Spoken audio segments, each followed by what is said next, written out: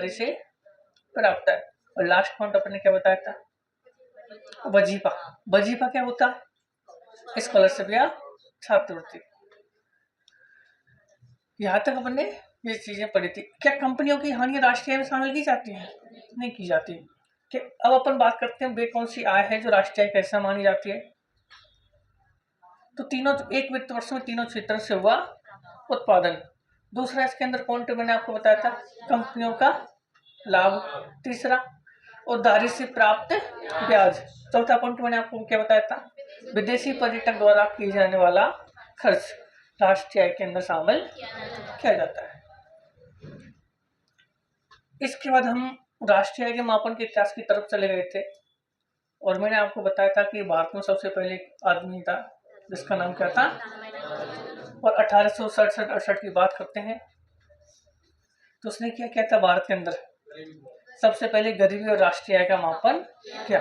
अब आपसे दो प्रश्न पूछे कि सबसे पहले गरीबी का मापन किसने किया, दादाभाई नौरोजी ने, और सबसे पहले राष्ट्रीय आय का मापन किसने किया, दादाभाई नौरोजी ने। इसके बाद अपन बात करते हैं दादाभाई नौरोजी की पुस्तक थी, क्या नाम था उसका, the poverty and enmity solution in India. इस पुस्तक का प्रकाशन कब किया गया था, 1901 में। इस पुस्तक के अंदर एक सिद्धांत दिया गया था, धन के निष्कासन का सिद्धांत। धन के निष्कासन को दादाभाई नौरोजी ने क्या कहा था, अनिष्ट ऑफ अनिष्ट नाम बोला था। दादाभाई नौरोजी को एक उपनाम दिया गया था, the great old man of India, Bharat का एक बूढ़ा महान व्यक्ति। ये सारी चीजें हैं। भारतीय राष्ट्रीय कांग्रेस के सह संस्थापक कौन थे, the poverty and unbated rules in India की पुस्तक के अनुसार भारत की प्रति व्यक्ति आय कितनी थी, 20 रुपये, और राष्ट्रीय आय कितनी थी, 340 करोड़ रुपए थी। इसके बाद अपन बात करते हैं दूसरे पॉइंट पर। दूसरी बार राष्ट्रीय का मापन करने वाला व्यक्ति कौन था, फिडले सराफ। तीसरी बार राष्ट्रीय का मापन करने वाला, सर्वप्रथम वैज्ञानिक आधार पर राष्ट्रीय का मापन करने वाला पीके राव। अब बात करते हैं चौथा। पहली बार भारत में संवैधानिक तौर पर कानूनी तौर पर या संवैधानिक तौर पर राष्ट्रीय का मापन कब किया गया था, 1948 में।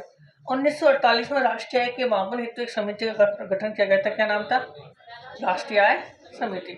राष्ट्रीय आय समिति के अंदर एक अध्यक्ष बनाया गया था, समिति का क्या नाम है उसका, प्रशांत चंद्र महालनोबिस मॉडल। ये कितनी सदस्य समिति थी, 4। और इसका जो सलाहकार था साइमन कुतनेश्वर जेम्स स्टोन थे, और एक चौथा सदस्य कौन सा था, वी.एन. गाडगिल।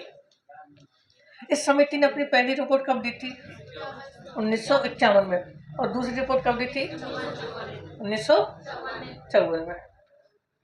अब अपन बात करते हैं प्रशांत चंद्र महालनोबिस का जन्म 29 जून 1893 में हुआ था, और कहाँ पर हुआ था, कलकत्ता में। इन्हें किस नाम से जाना जाता है, आधुनिक सांख्यिकी का जनक इनको कहा जाता है। 29 जून को इनका जन्म हुआ था, इसलिए हम क्या मनाते हैं, राष्ट्रीय सांख्यिकी दिवस अपन मनाते हैं। और इनका जन्म स्थान कहाँ पर है, इसलिए भारतीय राष्ट्रीय सांख्यिकी संस्थान कहाँ बनाया गया था, कलकत्ता में बनाया गया था। इसके बाद अपन बात करते हैं दूसरी पंचवर्षीय योजना। 1956 से 61 में जो मॉडल अपनाया गया था वो किनका था, प्रशांत चंद्र महालनोबिस मॉडल था। आपको सीधा ही नाम मिलेगा, पीसी महालनोबिस मॉडल। इसके बाद अपन चलते हैं, वर्तमान में राष्ट्रीय का मापन कौन कर रहा है, सीएसओ। सीएसओ का पूरा नाम सेंट्रल स्टैटिस्टिकल ऑफिस, इसका हिंदी नाम केंद्रीय सांख्यिकी कार्यालय। इसकी स्थापना कब हुई थी, 2 मई 1951। मुख्यालय कहाँ पर है, नई दिल्ली। सीएसओ का नाम बदलकर क्या कर दिया, एनएसओ का पूरा नाम नेशनल स्टैटिस्टिकल ऑफिस, हिंदी नाम राष्ट्रीय सांख्यिकी कार्यालय। तो ये चीजें हमने पढ़ी थी। फिर एक हमने पढ़ा था 9वीं बार आधा वर्ष 2011-12 से बढ़ाकर कितना कर दिया है, 2000, और ये कब किया गया है, 27 फरवरी 2026 को। इसके बाद अपन ने बात की थी आधार वर्ष या स्थिर वर्ष से तात्पर्य क्या है, उस निश्चित वर्ष से है जिसके मूल्यों को आधार मानकर हम महंगाई या मुद्रास्फीति की गणना करते हैं। आधार वर्ष पर प्राप्त आय क्या कहलाती है? वास्तविक आय कहलाती है। इसके बाद अपन ने पढ़ा था प्रचलित वर्ष या चालू वर्ष। चालू वर्ष क्या है? वर्तमान वर्ष की कीमतों पर वस्तु और सेवा की माप है। प्रचलित वर्ष पर प्राप्त आय कैसी कहलाती है? नॉमिनल आय कहलाती है, नाम मात्र की आय कहलाती है। इसके बाद अपन ने कुछ और चीजें थोड़ी बड़ी थी इसके अंदर, फिर हम सीधा हेडिंग पर आ गए थे राष्ट्रीय आय की अवधारणा। राष्ट्रीय आय की अवधारणा के अंदर मैंने आपको बताया था सबसे पहले जीडीपी। जीडीपी में इसका पूरा नाम क्या है? इंग्लिश में ग्रॉस डोमेस्टिक प्रोडक्ट, हिंदी में सकल घरेलू उत्पाद। जीडीपी की परिभाषा मैंने आपको क्या बताई थी? जो राष्ट्रीय की परिभाषा उसमें एक शब्द जोड़ा गया था। क्या जोड़ा गया था? किसी देश की घरेलू सीमा में सामान्य निवासियों द्वारा एक वित्त वर्ष में उत्पादित वस्तु तथा सेवाओं के अंतिम मूल्यों का कलयुगी कहलाता है, जीडीपी कहलाता है। जीडीपी कितने प्रकार की होती है? 2 प्रकार की। कौन कौन सी होती है? यह मल्टी कर दिया आप लोगों ने। अरे जीडीपी पर बता रहा हूं मैं आपको, जीएसटी नहीं, जीडीपी की बात कर रहा हूँ। रियल जीडीपी और नॉमिनल जीडीपी। रियल जीडीपी किस पर प्राप्त होती है? आधा वर्ष पर। नॉमिनल जीडीपी प्रचलित वर्ष पर। आपको मैंने एक शब्द बताया था घरेलू सीमा। घरेलू सीमा के अंदर पहली सीमा क्या आती है? भौगोलिक सीमा आती है। दूसरा समुद्र सीमा आती है। समुद्र सीमा में मैंने आपको बताया था समुद्र सीमा की लंबाई कितनी होती है? 200 नॉटिकल मील या फिर 370.4 किलोमीटर। तीसरा मैंने आपको क्या बताया था? घरेलू सीमा से प्रारंभ होने वाले वायुयान व जलयानों में हुआ उत्पादन। इसके बाद चौथा पॉइंट मैंने आपको क्या बताया था? दूतावासों में हुआ उत्पादन। पांचवा मैंने आपको क्या बताया था? अंतरिक्ष में स्थित केवल भारतीय उपग्रहों से प्राप्त सेवाएं उनसे आए। इसके बाद अपन ने बात की थी जीवीए, ग्रॉस वैल्यू एड्स या लागत मूल्य। यह क्या होता है? यह वस्तु और सेवा की लागत जनित कीमत होती है, जो जिसमें क्या है टैक्स का या टैक्स जुड़ा नहीं होता है। टैक्स कितने प्रकार का होता है? जीएसटी की बात करते हैं। जीएसटी का पूरा नाम good service tax. GST Bharat में कब लाया गया था? जुलाई 2016 में। जीएसटी कितने प्रकार का होता है? 2 प्रकार का। कौन कौन सा? स्टेट जीएसटी और सेंट्रल जीएसटी। इसके बाद मैंने आपको बताया था कि कोई वस्तु सेवा लागत मूल्य से बाजार मूल्य पर कैसी आती है। एक मैंने मेरे फोन का एग्जांपल आपको लिया था, उसके माध्यम से मैंने वो चीज आपको समझाई थी। समझे नहीं समझे? इसके बाद अपन वो सारी चीजें हो गई। मैंने जीडीपी के आपको आंकड़े बता दी। भारत की जीडीपी कितनी है? 4.18 ट्रिलियन डॉलर। और विश्व की सबसे बड़ी कौन सी अर्थव्यवस्था है? चौथी विश्व की सबसे बड़ी अर्थव्यवस्था है। इसके बाद अपन ने दूसरा पॉइंट बनाया था। क्या बनाया था? जीएनपी। जीएनपी की परिभाषा मैंने कहाँ से निकाली थी? जीडीपी से। और जीडीपी की परिभाषा कहाँ से निकाली? राष्ट्रीय आय से। निकाली। तो आप लोग बताओ जीएनपी की परिभाषा क्या है? जीएनपी का पूरा नाम ग्रॉस नेशनल प्रोडक्ट, हिंदी नाम सकल राष्ट्रीय उत्पाद। सकल राष्ट्रीय उत्पाद की परिभाषा आपको क्या बताई थी मैंने? जब जीडीपी में से विदेशी नागरिकों द्वारा देश से अर्जित आय को घटाया जाता है तथा देश के नागरिकों द्वारा विदेशों से प्राप्त आय को जोड़ा जाता है, तो प्राप्त आय क्या कहलाती है? जीएनपी कहलाती है। ये सारी चीजें मैंने आपको कल बताई थी। और एक मैंने आपको फॉर्मूला बताया था लास्ट, जहां पर पहुंच गए थे। जीएनपी बराबर GDP minus X plus M. और इसके बाद मैंने आपको बताया था जीएनपी बराबर जीडीपी प्लस NIF। अब देखो एक चीज मैंने आपको बता दूं। देखो जो स्थिति ज्यादातर बनती है, केवल ये जो चिन्ह है जो पॉजिटिव का, ये केवल किसके संदर्भ में आता है? भारत के संदर्भ में आता है। अन्य देश के संदर्भ में क्या याद हो जाता है? नेगेटिव। क्योंकि भारत की पॉपुलेशन इतनी है कि जो सबसे ज्यादा विदेशों में काम कर रही है, और वहां उसकी तुलना में जो विदेशी भारत में कम काम कर रहे होते हैं। अगर विदेशी कम काम करेंगे हमारे देश के अंदर तो कमा लेके जाएंगे। और हमारी भारतीय जनसंख्या विश्व की सबसे बड़ी जनसंख्या है, आपको पता है। तो सीधी बात है, रोजगार के लिए विदेशों में जाती है। और जो हमारे सबसे अच्छे डॉक्टर और वैज्ञानिक और जो महान हस्ती है वो ज़्यादातर विदेशों में भाग जाते हैं। भागते नहीं भागते, या तो विदेशी कंपनियां उनको उठा कर ले जाती हैं जितना वो पैसा मांगते हैं, या उनको यहाँ का जो माहौल है वो अच्छा नहीं लगता, इसलिए वो खुद छोड़ के चले जाते हैं। जैसे अभी एक ताज़ा एग्जाम्पल विराट कोहली का।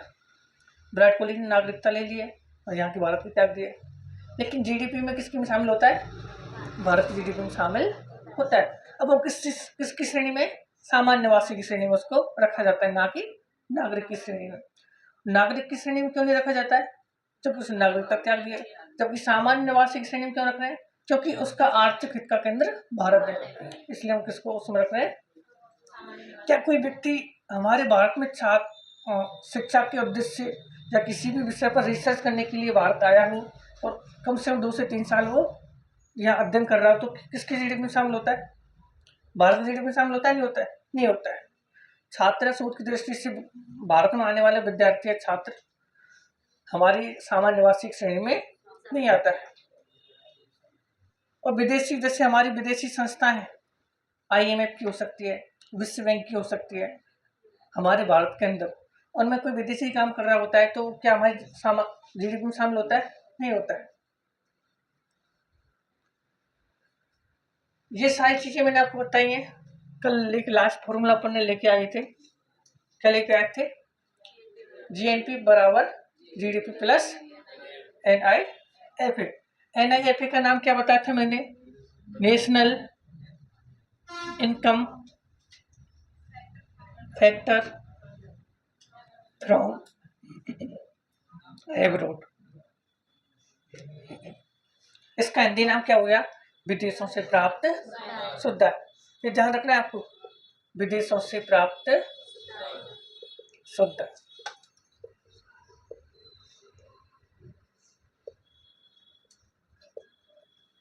विदेशों से प्राप्त शुद्ध। ये चीजें यहाँ तक समझ में आ गई?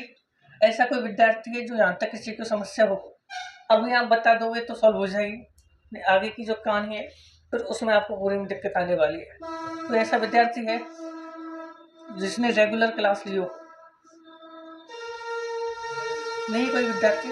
ठीक है, फिर आगे चल रहा हूँ ना। अब मैंने कल आपको दो शब्द बताए थे, एक बताया था FC और एक बताया था MP। बताया नहीं बताया? FC और एक शब्द बताया था MP। FC का मतलब क्या था? Factor cost. Factor cost. और दूसरा क्या बताया था? Market price. ये दो चीजें मैंने आपको कल बताई थी। अब मान लो यहां से अब कहानी अलग चलेगी।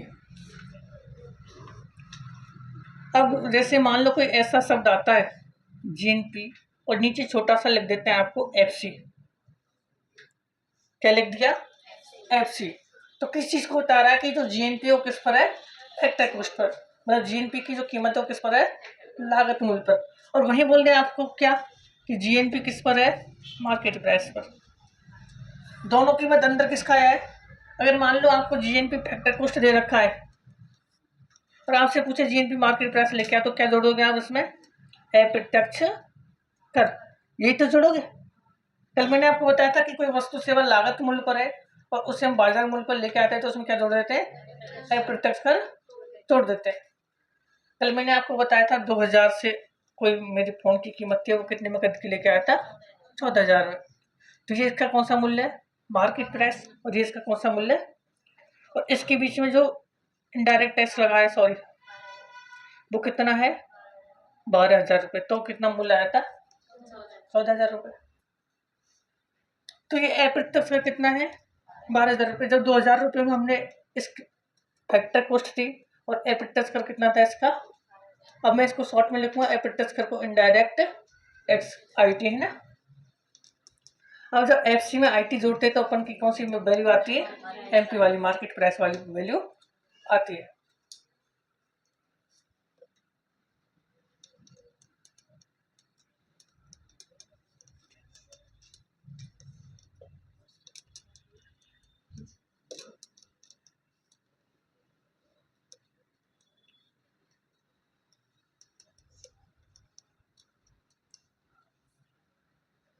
अब मैं एक क्वेश्चन लिख रहा हूं और उसका आपको मतलब बताना है।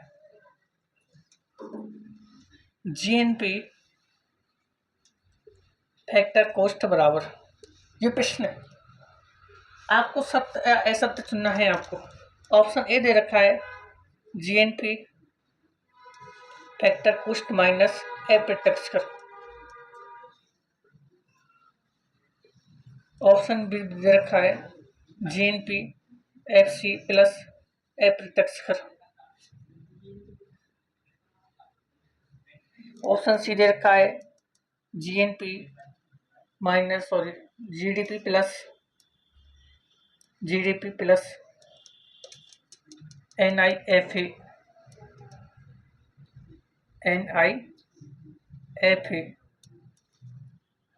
प्लस अप्रत्यक्ष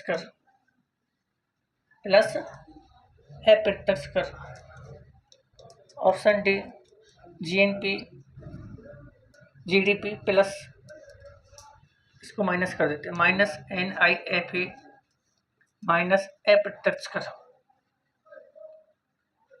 अगर आपको यहाँ तक चीजें समझ में आ गई होंगी ना तो 100% आप इसका आंसर दोगे। कौन सा है? डी। पक्का बता रहा हूँ डी है। मैंने पूछा है कि आपको क्या लेके आना है जीएनपी फैक्टर कॉस्ट, मतलब कोई वस्तु है उसका किस पर मूल्य लेके आना है, लागत मूल्य पर। और लागत मूल्य पर कब आएगा? अब देखो पहली अपन बात करते हैं, जीएनपी फैक्टर कॉस्ट पे है और पहले वो फैक्टर कॉस्ट पे है और उसमें से भी हम क्या कर रहे हैं अप्रत्यक्ष का घटा रहे हैं। पूरा गलत हो गया ना। पहले कोई वस्तु सेवा लागत मूल्य पर है और उसमें से भी हम किसको घटा रहे हैं अप्रत्यक्ष कर को घटा रहे हैं, तो ये पॉइंट क्या हो जाता है गलत। दूसरा जीएनपी किस पर है?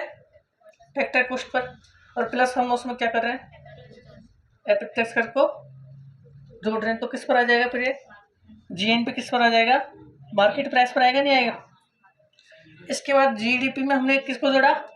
एनआईएफए को जोड़ा, नहीं जोड़ा। और जब जीडीपी में एनआईएफए को जोड़ते हैं तो क्या प्राप्त होता है अपन का? क्या प्राप्त होता है? जीएनपी। और जीएनपी में हम अप्रत्यक्ष कर को जोड़ते हैं तो क्या प्राप्त होता है? जीएनपी कौन सा? Market price. यही तो आएगा। इसके बाद अपन ये थोड़ा चेंज कर लो, है ना, जीडीपी प्लस एनआईएफए, तो अपन का क्या प्राप्त हो जाता है? जीएनपी। और जीएनपी में हम किसको जोड़ रहे हैं? माइनस अप्रत्यक्ष कर को हटा रहे हैं। अब देखो इसने दे नहीं रखा है कि ये किस पर है, फैक्टर कॉस्ट पर है या मार्केट प्राइस पर है, ये इसने कहीं भी नहीं दे रखा है। और फिर भी इसमें से क्या घटा रहा है? अप्रत्यक्ष कर को घटा रहा है। तो आपको यहाँ पर स्वविवेक के अनुसार ये निर्णय लेना है कि ऑलरेडी जीएनपी किस पर है? मार्केट प्राइस पर, तभी इसमें से किसको घटा रहा है? अप्रत्यक्ष कर को घटा रहा है। तो फिर ये क्या हो जाएगा? जीएनपी एफसी, और ये इसका क्या हो जाएगा? राइट आंसर इसका हो जाएगा। आप में से अगर किसी विद्यार्थी ने आरएस का फॉर्म भरा होगा, भरा है किसी ने आरएस फ्री का? अभी चल रहे 4 तारीख तो भर सकते हो, ऐसी कोई दिक्कत है नहीं। तो ये चीजें यहाँ तक समझ में आई? पहले तो बताओ, हाँ पीछे कॉर्नर में आएगी समझ में? ये बता दे यार, आगे। हाँ गुड़िया इधर कॉर्नर पे आगे समझ में। पहली बार बैठी है गुड़िया? पहली बार बैठे हो? अच्छा, तो पुराने विद्यार्थियों को लगभग सबको समझ में आ गई है। अभी एक सवाल दे दूंगा तो सर नहीं निकलेगा आपका। अब देखो एक छोटा सा मैं आपको एक और दूसरा क्वेश्चन दे रहा हूँ, आप पहले उसको सॉल्व करोगे, इसके बाद मैं सॉल्व करवाऊंगा। आपको निकालना है जीडीपी। क्वेश्चन ये है जीडीपी और किस पर है? मार्केट प्राइस पर। हमेशा जीडीपी किस पर ही होता है? मार्केट प्राइस पर ही होता है, ये आपको ध्यान रखना है। ऑप्शन ए दे रखा है इसने जीएनपी माइनस एनआईएफए प्लस अप्रत्यक्ष कर। दूसरा GNP plus NIFA minus F tax करो। तीसरा GNP plus NIFE plus F tax करो। Option D GNP minus NIFE plus F tax करो।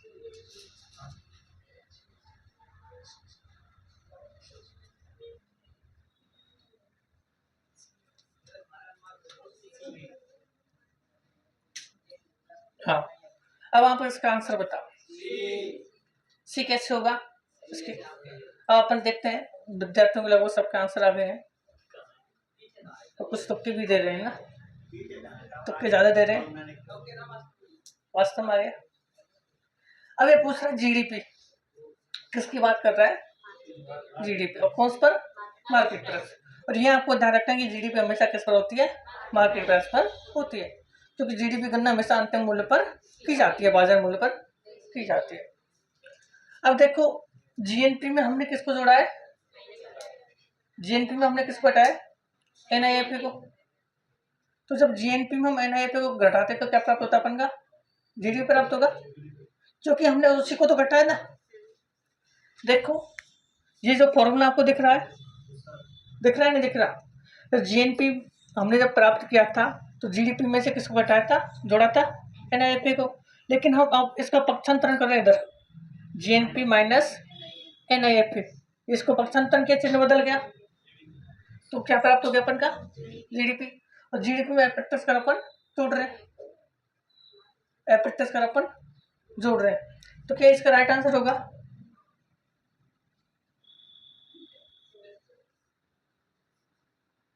इसके बाद अपन चलते हैं, जीएनपी में हम एनआईएफए को जोड़ रहे हैं, जो कि गलत है। गलत है नहीं गलत है? ये तो यही गलत हो जाता है दूसरा। फिर जीएनपी में फिर हम एनआईएफए को जोड़ रहे हैं, फिर वो भी गलत हो रहा है। हो रहा है नहीं हो रहा? इसके बाद जीएनपी में फिर एनआईएफए को अपन जोड़ रहे हैं, वो भी गलत है। आप लोगों ने सी बताया था, और इसका आंसर कौन सा निकला है? ए निकला है। तो ये आपको ध्यान रखने, तो भले आप यहाँ तक नोट डाउन कर सकते हो, इसके बाद अपन आगे चलते हैं, एक एग्जाम्पल के तौर पर आप लिख सकते हो।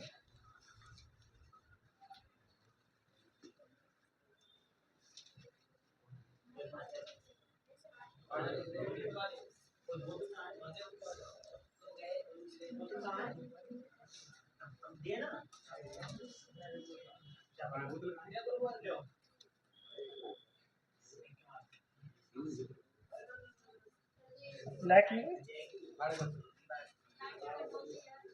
कटौती,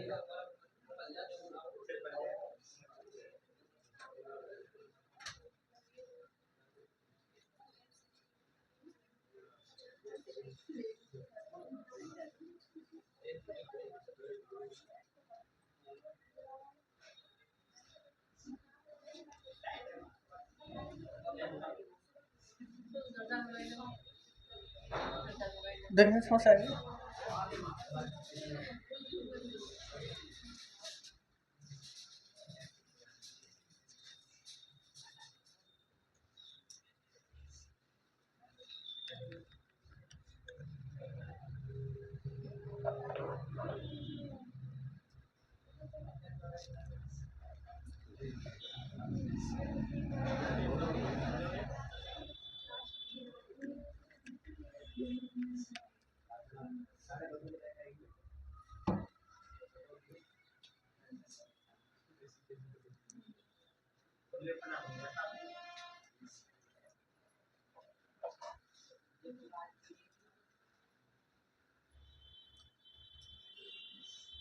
लेकिन यहाँ तक सबने, हाँ, सी आंसर किसका रहा था पीछे? पहले तो ये आप कारण बताओ कि सी आंसर आपका आया कैसे?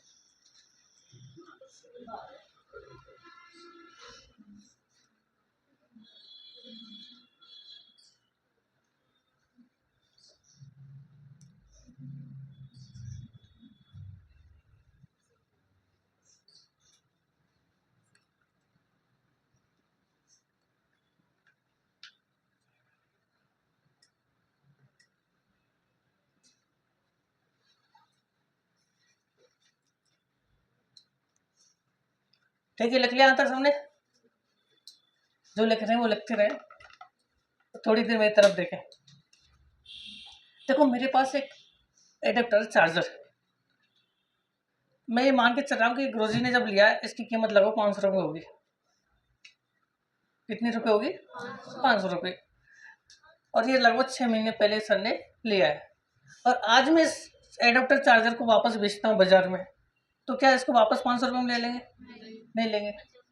क्यों नहीं लेंगे? अभी ये पंखे की बात करते हैं अपन, ऊपर पंखा लग रहा है, पंखा लगा 1200 रुपये में सर ने लिया था, 1200 से 1400 रुपये में। आज इसकी कीमत कितनी होगी? मुश्किल से 600 रुपये, 500 रुपये। और इसका कारण क्या है? हम कोई लगातार वस्तु सेवा का उपयोग करते हैं तो उसके मूल्य में धीरे धीरे क्या होती है? गिरावट हो जाती है। होती नहीं होती है? तो ये अर्थशास्त्र में इसका एक नाम चलता है मूल्यह्रास। जब किसी संपत्ति के निरंतर प्रयोग में आने से उसके मूल्य में धीरे धीरे होने वाली कमी क्या कहलाती है? मूल्यह्रास कहलाती है। लिख लिया आता है सबने? अब तो इरेज कर दो इसको। हाँ, सोना घिस घिस घिस जाता है पहले, वो चीज अलग चलती है ना।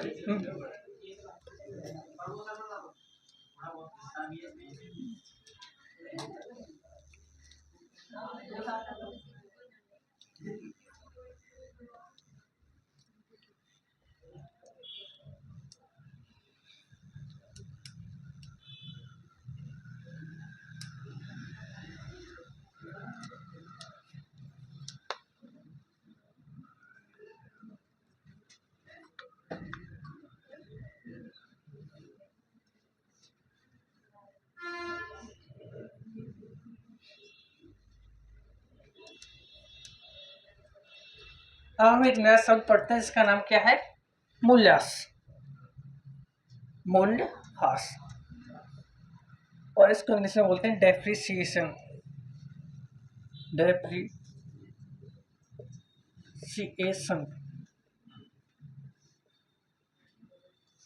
और इसकी परिभाषा मैंने आपको बताई है, स्थायी संपत्तियों के निरंतर प्रयोग में आने से उसके मूल्य में धीरे धीरे होने वाली गिरावट या कमी क्या कहलाती है? मूल्यह्रास या अवक्षय कहलाती है। और इसके मैंने आपको एग्जाम्पल भी दिए।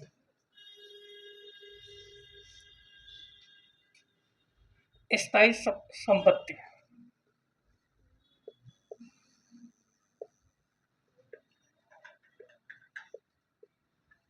एसेट्स। एसेट्स के अंदर क्या आती है? वस्तु सेवाएं आती हैं। स्थायी परिसंपत्ति के निरंतर प्रयोग में आने से, निरंतर प्रयोग में आने से उसके मूल्य में होने वाली गिरावट या कमी ही मूल्यह्रास या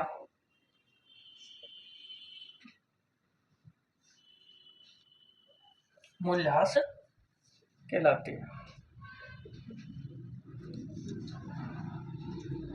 अब इसका मूल्यह्रास का एक फॉर्मूला चलता है। मूल्यह्रास का फॉर्मूला क्या चलता है? वस्तु की कीमत बटे वस्तु का जीवनकाल। वस्तु का जीवनकाल, वस्तु की कीमत बटे वस्तु का जीवनकाल। अब कल मैंने आपको एक एग्जांपल दिया था मेरे फोन का। अब मैं उसकी कीमत लेके चल रहा हूँ, कुल कीमत कितनी थी? 15,000 रुपये। वो तो सिर्फ एक एग्जांपल तो दे रहा हूँ मैं, वास्तविक कीमत मुझे पता है कितनी है ना। और मैं ये मान के चल रहा हूँ कि जो मेरा फ़ोन है वो लगभग कितने वर्ष काम करेगा? 5 साल। 5 साल ही फ़ोन सही तरीके से काम कर सकता है। हालांकि सही तरीके से 2 या 3 साल ही चलते हैं, लेकिन अपन फिर भी एक औसत लेके चलें काम चलाने लायक तो 5 साल काम करता है। तो वस्तु का जीवन काल कितना मान लिया हमने? 5 वर्ष। तो अब आपसे पूछे कि प्रति वर्ष मूल्यह्रास कितना हुआ? तो प्रति वर्ष मूल्यह्रास कितना हुआ? 3,000 रुपये प्रति वर्ष। वस्तु का मूल्य कितना हो रहा है प्रतिवर्ष? 3000 रुपये। वस्तु की कीमत 15,000 रुपये मांगी है और उसका जीवन काल हमें कितना माना है? 500 बस। तो ये आपके सामने एग्जाम्पल है। जीडीपी आपका पूरा हो गया है, जीएनपी आपका पूरा हो गया है। अब जो मूल्यह्रास शब्द है, अगर ये यहाँ तक मूल्यह्रास शब्द अगर किसी को समझ में नहीं आया है तो पूछ सकते हो। अब मूल्यह्रास के आधार पर ही आगे सारी चीजें होने वाली है। मूल्यह्रास में किसी को दिक्कत तो नहीं है? पीछे कॉर्नर में समझ में आ रहा है?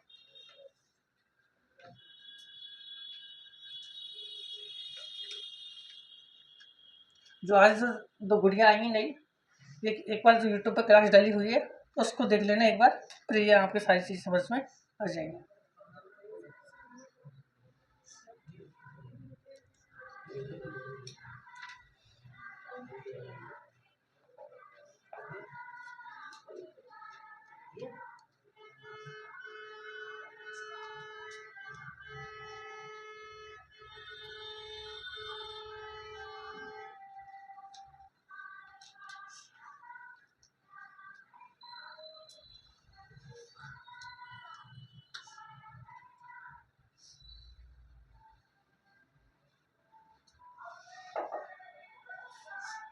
ठीक है, कर लिख लें ऊपर वाला पार्ट, कर दो रेस।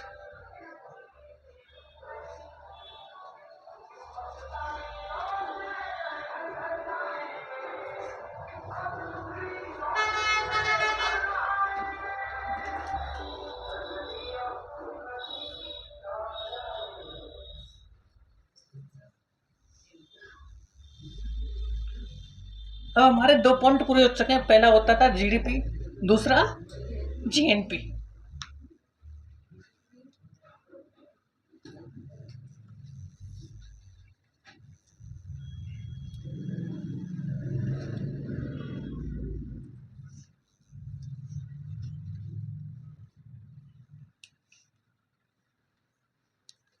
अब एक तीसरा शब्द पढ़ते हैं अपन, जिसका नाम क्या है? एनडीपी। पहला शब्द क्या पढ़ा था? जीडीपी। जीडीपी के बाद जीएनपी। तीसरा शब्द क्या पढ़ रहे हैं? एनडीपी। एनडीपी का पूरा नाम बताओ, पीछे से कोई बता सकता है? Net domestic product. और इसका हिंदी अर्थ क्या होता है? शुद्ध घरेलू उत्पाद। अब जितने विद्यार्थियों को राष्ट्रीय आय और जीडीपी की परिभाषा पता है उनको इसके अंदर दिक्कत नहीं आएगी। अब आप ध्यान से सुनो, मैंने आपको एक शब्द पढ़ाया था अभी जस्ट, मूल्यह्रास। पढ़ाया नहीं पढ़ाया? आपको पढ़ाया जीडीपी है। जब जीडीपी में से मूल्यह्रास को घटाते हैं तो क्या प्राप्त होता है अपन का? एनडीपी प्राप्त होता है। ये सीधा इसका फॉर्मूला है। जब जीडीपी में से हम मूल्यह्रास को घटाते हैं तो क्या प्राप्त होता है? एनडीपी। तो इसकी परिभाषा क्या हो जाएगी? जब जीडीपी का पूरा नाम क्या है? सकल घरेलू उत्पाद।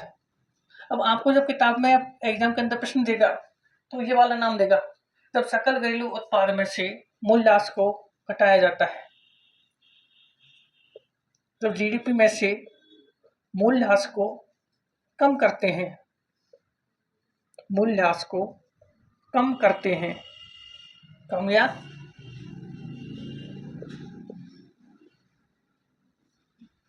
करते हैं तो प्राप्त आय है। तो प्राप्त आय, प्राप्त आय क्या कहलाती है? एनडीपी कहलाती है। अब इसका मैथमेटिकल फॉर्मूला क्या बन जाएगा फिर? अर्थात एनडीपी बराबर जीडीपी माइनस मूल्यह्रास। अर्थात एनडीपी बराबर जीडीपी माइनस मूल्यह्रास। ये इसका क्या बन गया? फॉर्मूला बन गया। बना नहीं बना?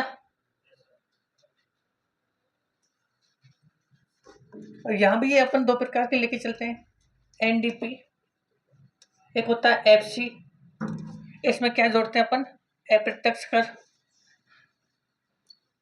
और किस पर प्राप्त होता है ये? एनडीपी मार्केट प्राइस पर। ये आपको ध्यान रखना है, एफसी और एमपी वाले जो चिन्ह है वो नीचे आते हैं ना, और बहुत शॉर्ट आपको देखने को मिलेंगे। या फिर ऐसे भी हो सकता है एनडीपी मार्केट प्राइस माइनस अप्रत्यक्ष कर, अप्रत्यक्ष कर बराबर एनडीपी कौन सा आ जाएगा, एफसी, कौन सा आ जाएगा, एफसी। यहाँ तक ये हम नोट डाउन कर लो।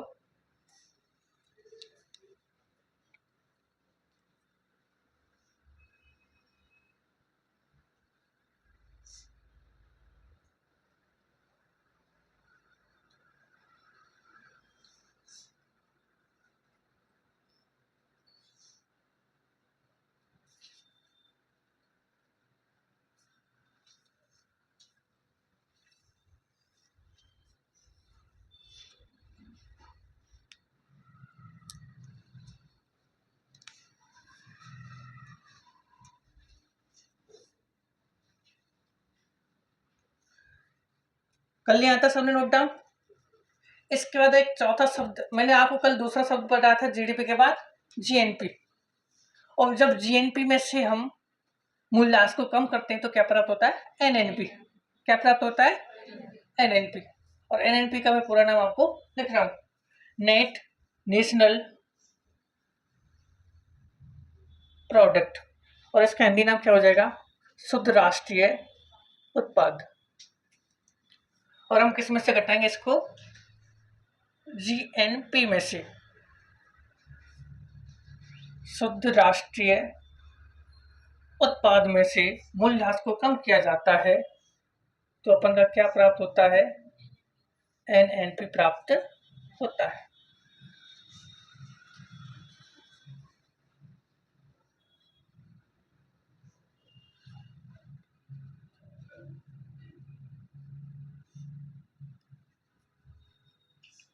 ये सेम चीजें हैं, सिर्फ एक शब्द, एक इंग्लिश जो शब्द है वो चेंज किया है, वो सारी चीजें रिपीट हो गई हैं। हो गई नहीं हो गई, पहला शब्द, हाँ पीछे क्या बोलो,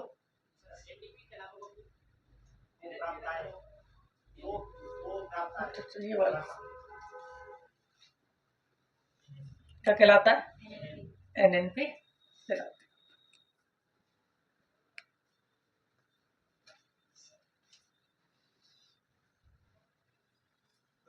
अब देखो ये स्टार्टिंग से जिसको टॉपिक समझ में आ रहा है उसको आगे समझ में आएगा, क्योंकि इसमें पहले से ही सारी चीजें जुड़ी हुई होती हैं। जैसे राष्ट्रीय आय से हमने परिभाषा निकाला था जीडीपी का, जीडीपी से हम परिभाषा निकाल रहे हैं एनडीपी और एनएनपी की।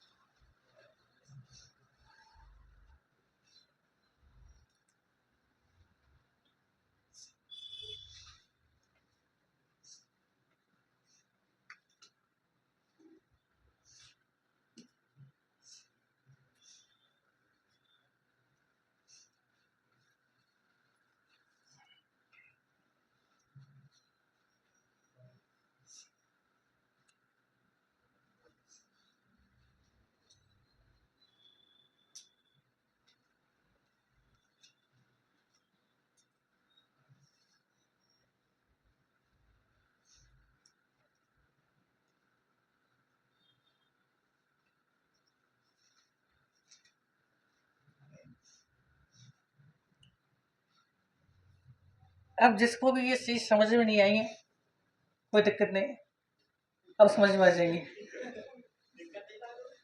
नहीं कोई दिक्कत नहीं है, अब वापस आ जाएंगे समझ में। अब इन सबका एक शॉर्ट टेक्स्ट बना रहे हैं अपन, क्या बना रहे हैं अपन, एक शॉर्ट टेक्स्ट बना रहे हैं ना।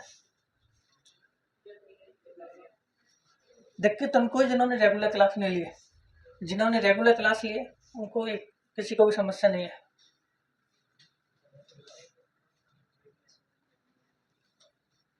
क्योंकि मैंने आपको बताया था क्लास शुरू करने से पहले, अगर आपको गिनती नहीं आती तो आप पहाड़ी नहीं सीख पाओगे, तो इसके अंदर पहले आपको बेसिक्स समझना जरूरी है, इसके बाद और आप टॉपिक आगे पढ़ पाओगे।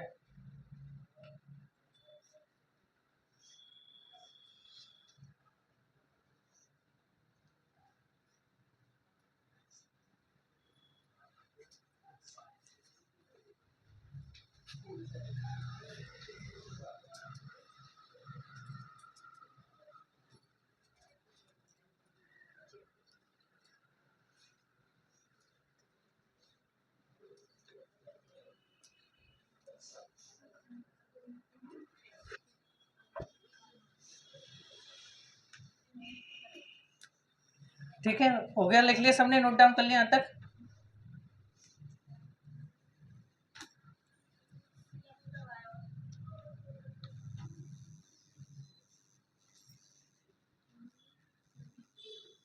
और अभी तक जिनको कंफ्यूजन था, अब उनका सारा कंफ्यूजन दूर हो जाएगा, है ना?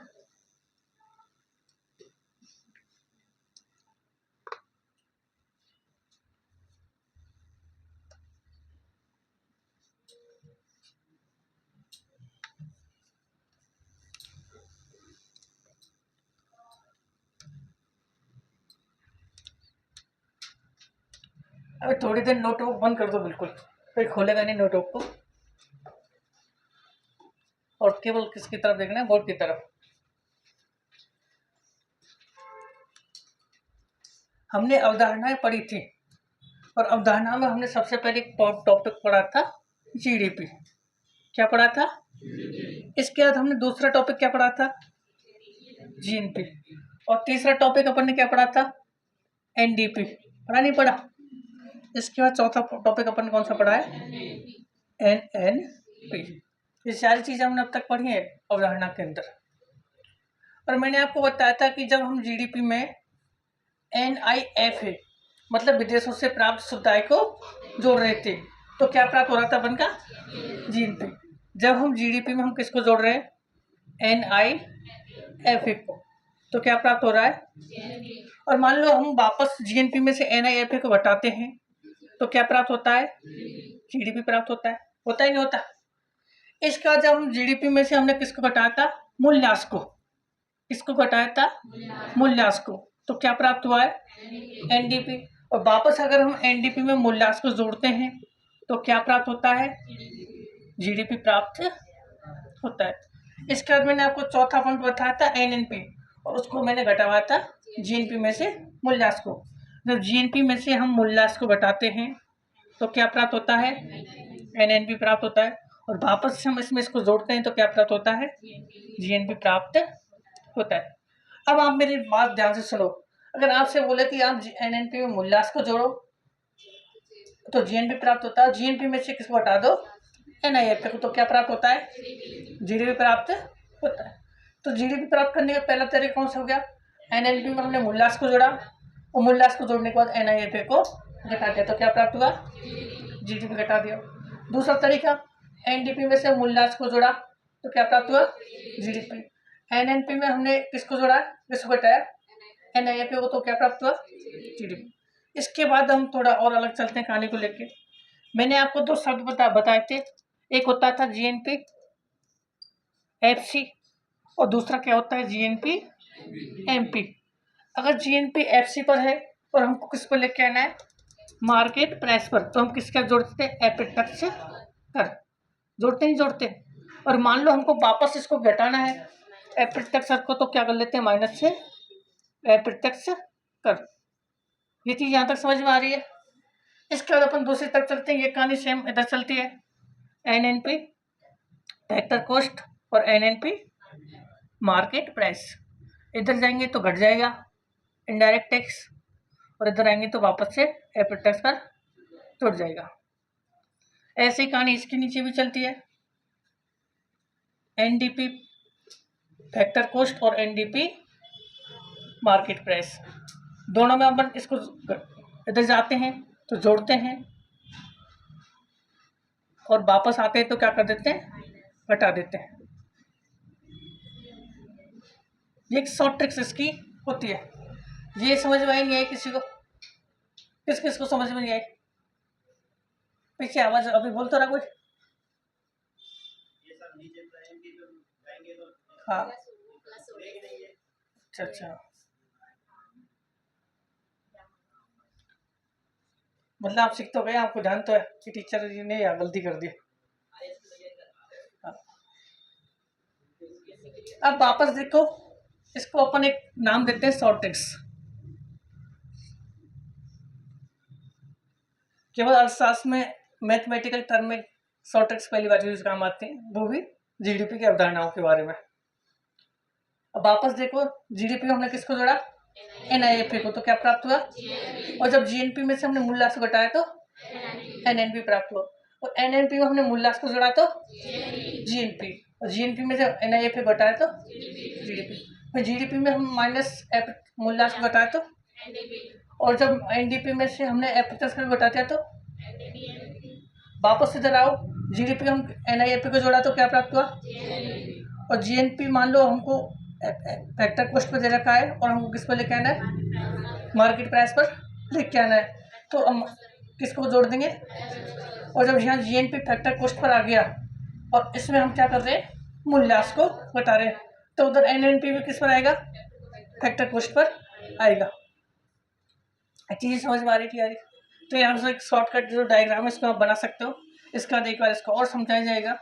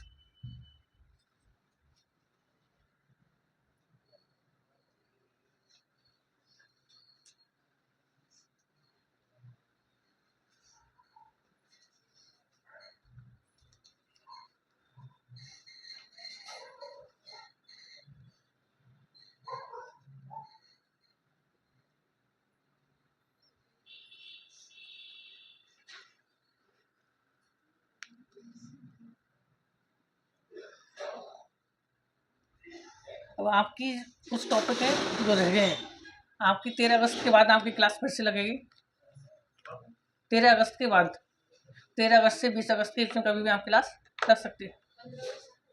हाँ हाँ, और ये मत सोचना कि टीचर आएगा नहीं, बस 100% आऊँगा, पूरा पढ़ा के जाऊँगा आपको। और जो भी अपने साथी विद्यार्थी हैं उनको भी बताना कि बाहर से टीचर आते हैं पढ़ाने, और उनको ये भी दिखाना कि कैसा पढ़ा रहे हैं, कंटेंट अगर जो भी आप लेकर हो, ये सारी चीज़ें।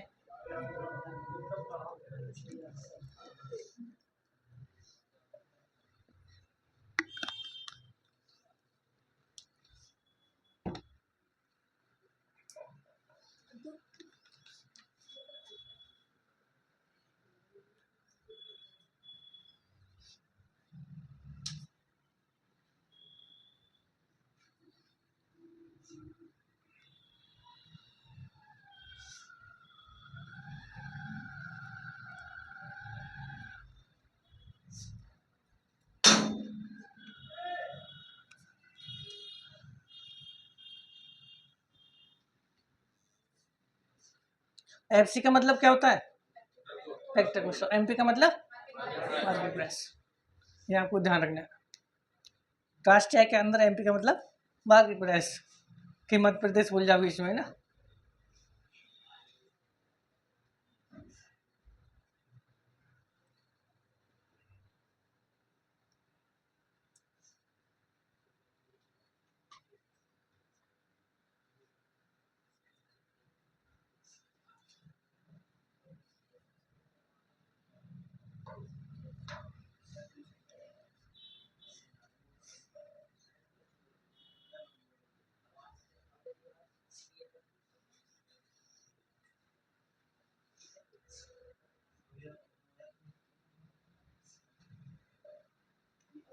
लिख लिया, यहाँ तक हमने बना लिया डायग्राम।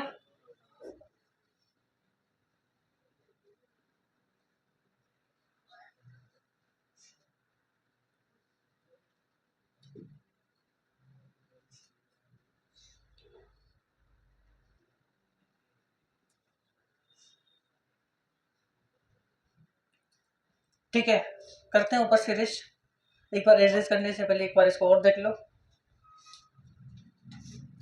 हमने सबसे पहले एक टॉपिक पढ़ा था अवधारणा के अंदर जीडीपी, और मैंने आपको बताया था केवल भारतीय संदर्भ में जो चिन्ह कैसा आता है, पॉजिटिव आता है, और जब जीडीपी में हम किसको जोड़ते हैं, विदेशों से प्राप्त सुविधाएं को जोड़ते हैं, तो क्या प्राप्त होता है, जीएनपी। जीडीपी गणना हमेशा किस मूल्य पर होती है? बाजार मूल्य पर, अंतिम मूल्य पर होती है, इसलिए फैक्टर कॉस्ट का मार्केट प्राइस यहाँ वहाँ चलते नहीं है। इसके बाद कौन सा शब्द चलता है? जीएनपी। जीएनपी के अंदर दो प्रकार पाए जाते हैं, एक तो फैक्टर कॉस्ट और मार्केट प्राइस पर। अगर जीएनपी को factor cost per GNP factor cost per है और उसको मार्केट प्राइस पे लाना है। अब आपसे मैं एक प्रश्न, इसी के डायग्राम के बीच में आपको एक प्रश्न बना के दे रहा हूँ।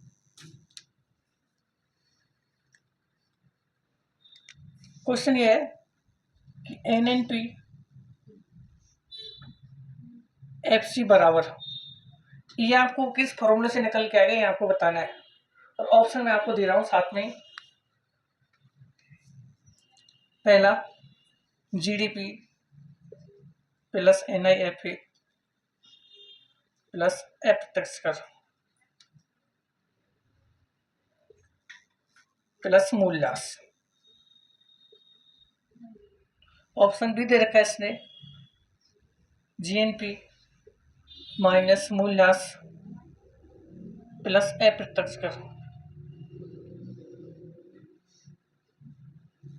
ऑप्शन सी दे रखा है इसने, जीएनपी मार्केट प्राइस माइनस अप्रत्यक्ष कर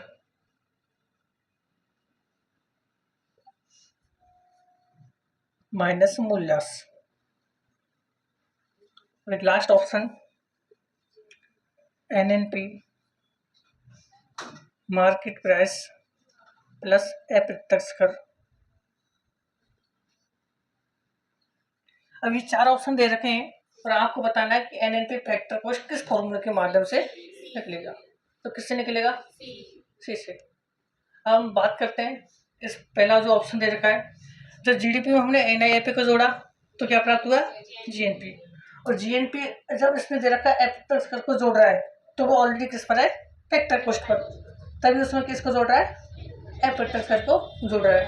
और जब जीएनपी में अप्रत्यक्ष कर जोड़ने के बाद ये मार्केट प्राइस पर आ गया और ये बोल रहा है कि आप उसमें से किसको जोड़ो? मूल्यह्रास को। तो वहाँ क्या हो जाता है? गलत हो जाता है। गलत हो गया, नहीं हो गया? जबकि क्या होना चाहिए? माइनस का चिन्ह होना चाहिए उसके अंदर। इसके बाद दूसरा ऑप्शन है, जीएनपी में से मूल्यह्रास को हमने घटाया तो क्या प्राप्त हो गया? एनएनपी। और एनएनपी में किसको जोड़ रहा है? अप्रत्यक्ष कर को जोड़ रहा है। तो ऑलरेडी एनएनपी किस पर था? Factor cost per. और अब किस पर आ जाएगा? मार्केट प्राइस पर। तो एनएनपी किस पर आ गया? मार्केट प्राइस पर। हमको किस पर लेके आना है? Factor cost per. तो दूसरा ऑप्शन भी क्या हो जाता है? गलत हो जाता है। जीएनपी मार्केट प्राइस पर है, किस पर है? मार्केट प्राइस पर। और इसमें से अप्रत्यक्ष कर इसने घटा दिया तो जीएनपी किस पर आ गया? Factor cost per. और जीएनपी फैक्टर कॉस्ट पर आने के बाद इसको क्या कर रहा है? मूल्यह्रास को कम कर रहा है। तो एनएनपी भी किस पर आएगा? फैक्टर कॉस्ट पर आ जाएगा। तो ऑप्शन नंबर 3 इसका राइट आंसर हो जाएगा।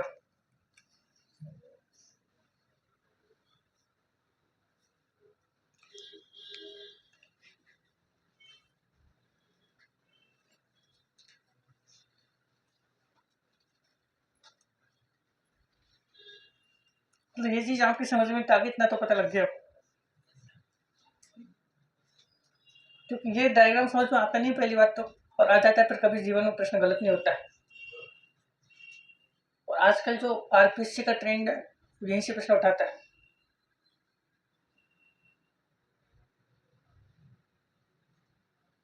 ये डायग्राम तो भले इरेज कर दो नीचे से।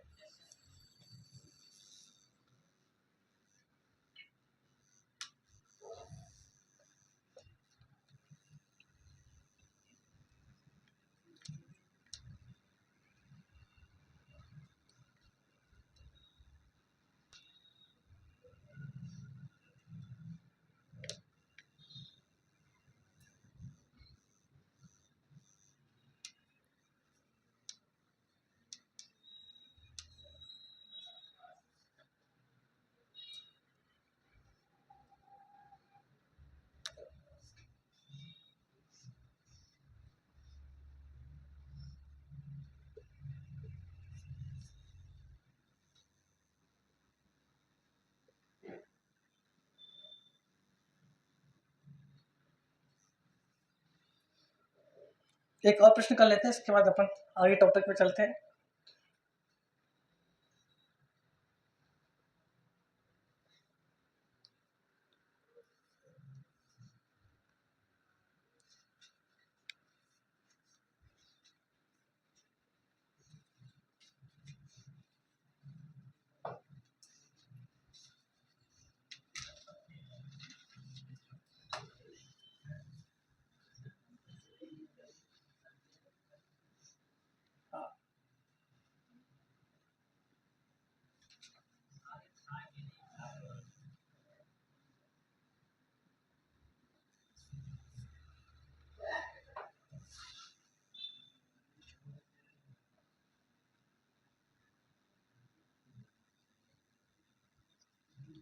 ये नीचे वाला प्रश्न लिख लिया हमने और इसका आंसर लगा लिया।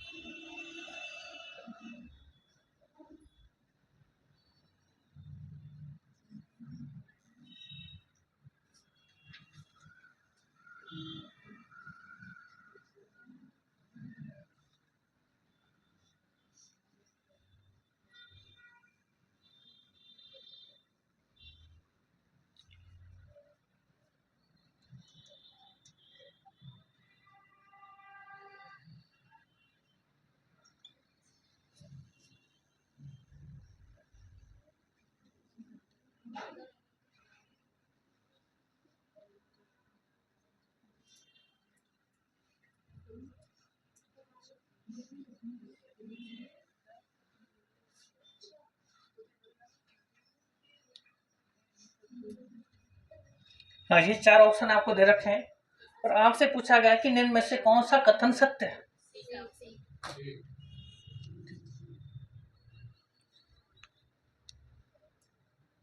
कौन सा कथन सत्य है इसके अंदर आपको कौन सा लग रहा है? सी। तो और असत्य क्यों लग रहे हैं आपको?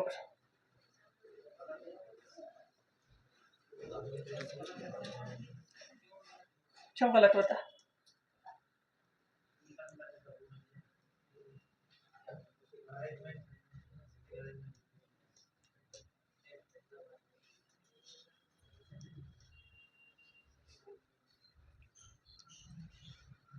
देखो इधर ध्यान से, जिन्होंने लिख लिया है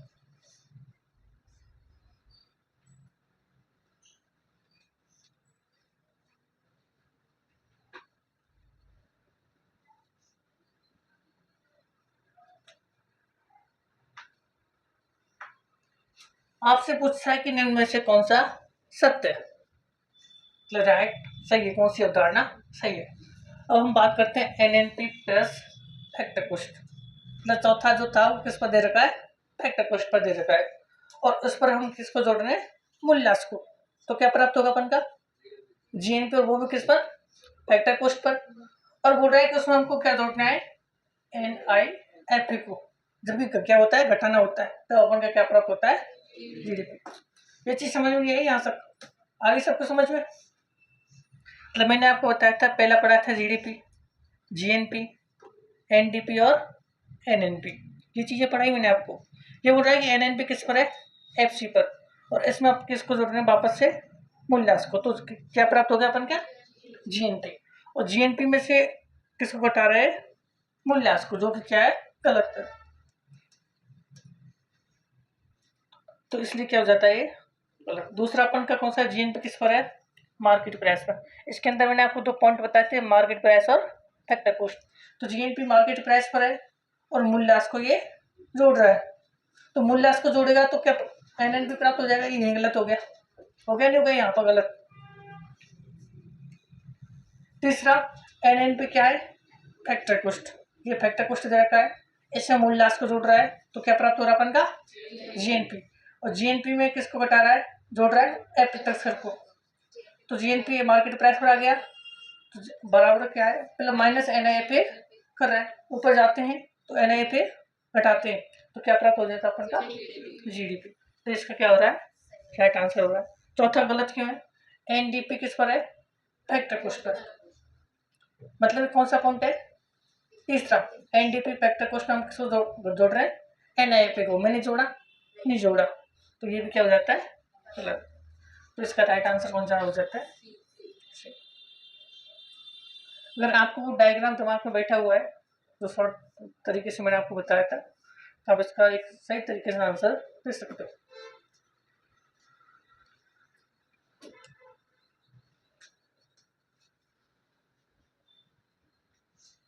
ठीक है, यहाँ तक लिख लिया सबने, आंसर सेलेक्ट कर लिया आपका। हाँ, फिर वो गलत हो जाता। अब मान लो देखो ये बोल रहे हैं गुड़िया कि इसको क्या कर दो, एमपी कर दो। एमपी हमने इसको कर दिया, तो एनएनपी मार्केट प्राइस कर दिया, तो ये किस पर आएगा, जीएनपी मार्केट प्राइस पर। और ये ऊपर से क्या बोल रहा है, एफ कर को जोड़ रहा है, तो जो ऑलरेडी मार्केट प्राइस पर है ये माइनस होता तो फिर सारा फॉर्मूला चेंज हो जाता है फिर तो।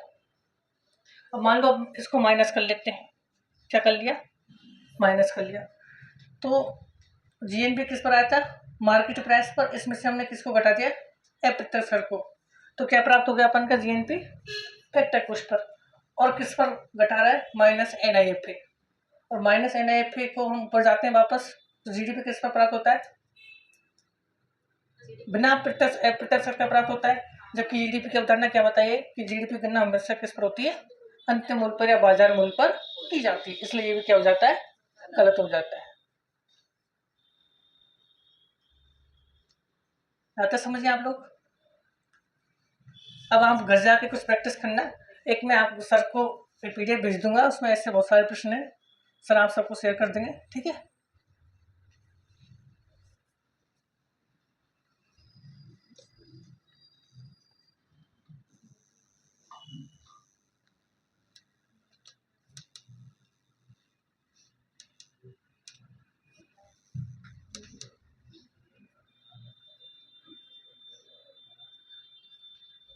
अब अपन बात करते हैं 500 पॉइंट, जीडीपी पढ़ लिया, जीएनपी पढ़ लिया, एनडीपी पढ़ लिया और एनएनपी। अब हम 500 पॉइंट पढ़ते हैं। पीसीआई, पीसीआई का मतलब per capita income, per capita income, इसका हिंदी नाम क्या है, प्रति व्यक्ति आय, प्रति व्यक्ति आय। और प्रति व्यक्ति आय कैसे निकालते हैं, देश की कुल आय कुल जनसंख्या से अपन भाग देते हैं तो प्राप्त आय क्या कहलाती है, प्रति व्यक्ति आय कहलाती है। और किसी भी देश के आर्थिक विकास का सर्वोत्तम मापक किसको माना जाता है, प्रति व्यक्ति आय को मापा जाता है। जिस सेकंड ग्रेड 2022 का आया हुआ प्रश्न है कि किसी भी देश के आर्थिक विकास का सर्वोत्तम मापक निम्न में से क्या है, तो क्या है, पीसीआई, प्रति व्यक्ति आय। और प्रति व्यक्ति आय की गणना हमेशा दो मूल्य पर होती है, एक तो आधा वर्ष पर और प्रचलित वर्ष पर। आधा वर्ष पर मैंने आपको बताया था, आधा वर्ष कौन सा है हमारा भी, वर्तमान में आधा वर्ष, आधा वर्ष आपसे पूछ रहा हूँ। प्रचलित वर्ष अपन का कौन सा है, 2026-27, आधा वर्ष 2022-23 मैंने आपको बताया था।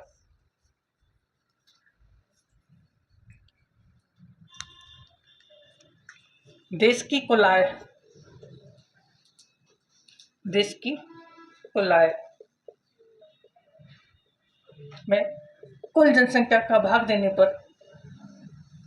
कुल जनसंख्या का भाग देने पर, भाग देने पर, भाग देने पर प्राप्त आय पीसीआई कहलाती है, पीसीआई कहलाती है। अर्थात पीसीआई बराबर कुल आय,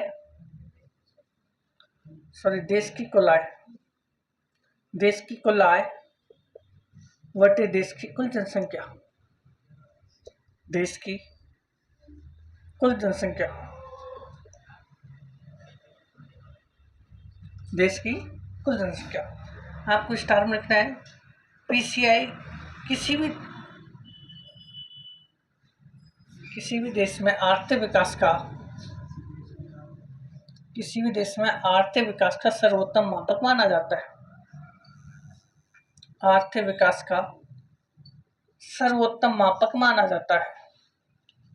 और ये लाइन किस में आई है, सेकेंड ग्रेड पेपर के अंदर आई है 2022 में।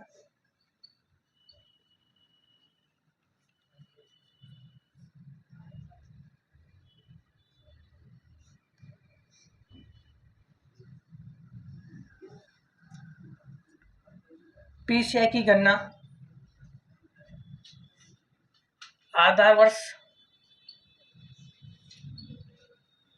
व प्रचलित वर्ष, आधार वर्ष व प्रचलित वर्ष दोनों मूल्यों पर की जाती है। दोनों मूल्यों पर की जाती है।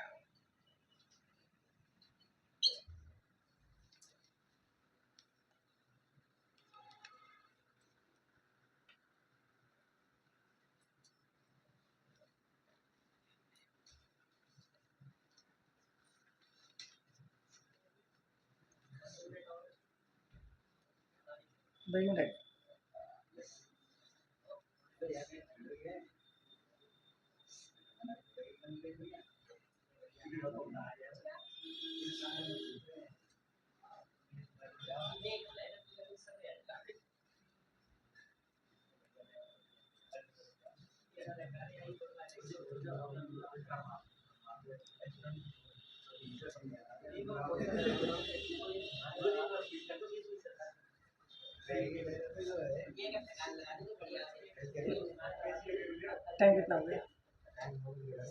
समझ गए?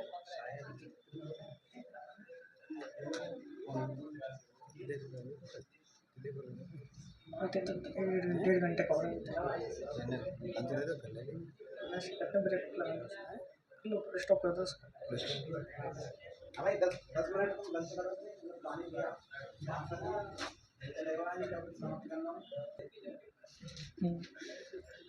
सब ट्रिक्स आपको बता दी। अब अपन की 5 अवधारणाएं हो जाती है पूरी। 5 अवधारणाएं कौन कौन सी पूरी हो जाती है? जीडीपी, जीएनपी, एनडीपी, एनएनपी और पीसीआई। पीसीआई के बाद अब बात करने वाले हैं अपन अगले पॉइंट के। लेकिन पीसीआई के अंदर अपने क्या चीज पड़ी है उसको अपन एक बार देख लेते हैं। देश पीसीआई का पूरा नाम पर कैपिटा इनकम, हिंदी में प्रति व्यक्ति आय।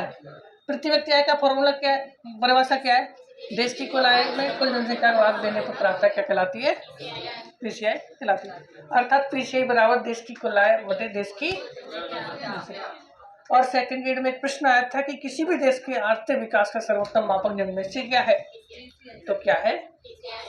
पीसीआई। और पीसीआई की गणना आधा वर्ष और प्रचलित वर्ष दोनों मूल्यों पर की जाती है। आधा वर्ष कौन सा है हमारा? 2022-23। इससे कब बदला गया है? 27 फरवरी 2026 में। तो ये चीजें हैं, अब इसको रेज करते हैं।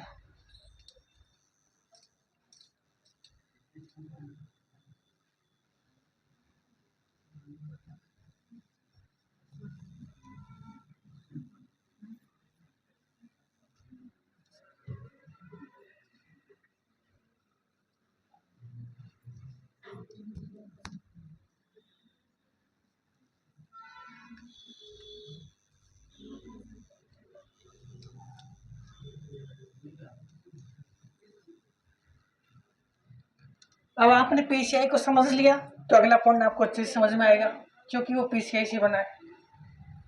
इसका नाम है डीपीआई। पीसीआई का छोटा भाई क्या है? डीपीआई। डीपीआई कौन सा टॉप पॉइंट है? छठवा। डीपीआई का पूरा नाम डिस्पोजेबल पर्सनल इनकम, और इसका हिंदी नाम है खर्च योग्य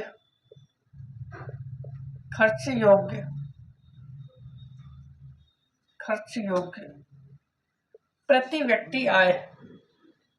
खर्च योग्य प्रति व्यक्ति आय, इसका नाम है। अब इसकी कहानी समझो छोटी सी। देखो, आप लोग गर्मी में पढ़ रहे हो, सुबह से भूखे प्यासे आए हो, मेहनत कर रहे हो, और वो कहते हैं ना भगवान में आपकी मेहनत को नहीं रखेगा। तो जब आप सबकी नौकरी लग जाएगी, इसके बाद आपकी सैलरी मिलेगी नहीं मिलेगी? मैं तो अभी जैसे एक एग्जांपल के तौर पर समझा रहा हूँ। जिससे आपका सबका सिलेक्शन हो जाए रीट में। किस में? रीट में। और वहां से आपको जो पहले मंथ की जो सैलरी है वो कितनी मिलती है? 23,700 रुपये। कितनी मिलती है? 23,000। लेकिन आपके खाते में कितना आएगा? 21,300 रुपये। खाते में कितना आएगा? ये बीच में क्या है? कितना अंतर आ रहा है? 2,400 रुपये का। आ रहा नहीं आ रहा? क्या आ रहा है? ये अप्रत्यक्ष कर है। अप्रत्यक्ष कर है, प्रत्यक्ष कर है। अब आप ये बताओ, अप्रत्यक्ष कर है या प्रत्यक्ष कर है? ये आप थोड़ा मेरे को बता दो। आपकी सैलरी कितनी आ रही है? 23,700। आपके खाते में कितना आ रहा है? 21,300। आपको एक सीधा कितना अंतर दिख रहा है? प्रत्यक्ष कर कितना लग रहा है? देखो, अप्रत्यक्ष कर हमेशा लगेगा वस्तु व सेवा पर। किस पर लगेगा? जबकि व्यक्तिगत आय पर कौन सा लगेगा? प्रत्यक्ष कर। अप्रत्यक्ष कर में हमें ये नहीं पता है कि कहाँ कितना टैक्स लगा है, जबकि प्रत्यक्ष कर में हमें पता है कि कितना टैक्स लग गया। कितना टैक्स लगा यहाँ पर? तो जब प्रति व्यक्ति आय में से हम प्रत्यक्ष कर को घटा देते हैं तो प्राप्त होने वाली आय क्या कहलाती है? डीपीआई कहलाती है। अब आपके में अकाउंट में तो इतने पैसे के लिए सरकार ने अनुमति दे रखी है और कितने आपके खाते में आते हैं, तो आप खर्च कितना करोगे? 21,300। तो खर्च प्रति व्यक्ति आय कितनी होगी आपके पास? 21,300। जब प्रति व्यक्ति आय में से प्रत्यक्ष कर को जब घटा देते हैं तो क्या प्राप्त होता है? डीपीआई प्राप्त होता है।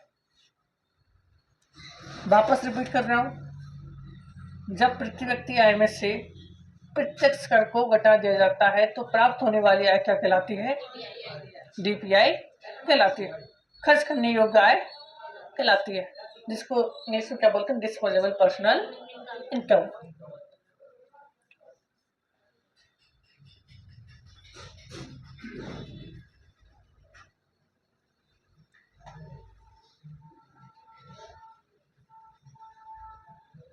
परिभाषा क्या हो जाएगी इसकी? जब प्रति व्यक्ति आय में से जब प्रति व्यक्ति आय में से प्रत्यक्ष कर मतलब डायरेक्ट टैक्स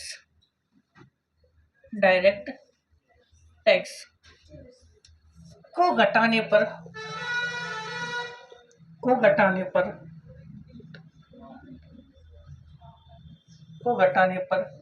प्राप्त होने वाली आय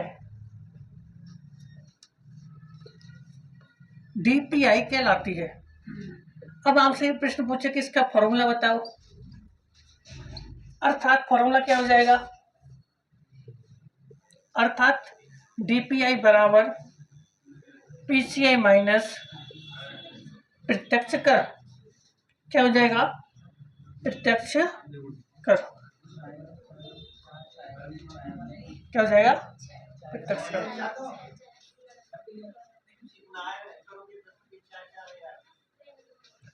तो ये चीज यहाँ तो समझ में आ गई। जब प्रति व्यक्ति आय में से प्रत्यक्ष कर को हटाने पर प्राप्त होने वाली आय क्या कहलाती है? डीपीआई कहलाती है।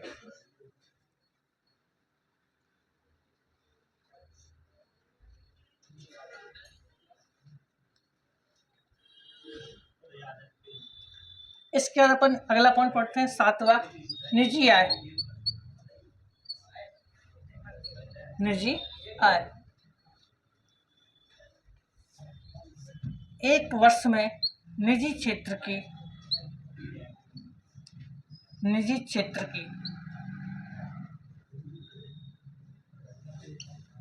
कुल आय ही निजी आय कहलाती है। निजी आय कहलाती है। और ये अवधारणा अपन की लागू हो जाती है पूरी। यहाँ तक आप इसको लिख सकते हो। इसके बाद अपन राष्ट्रीय आय की गणना करने की मापन की विधियों पर अपन बात करेंगे, है ना।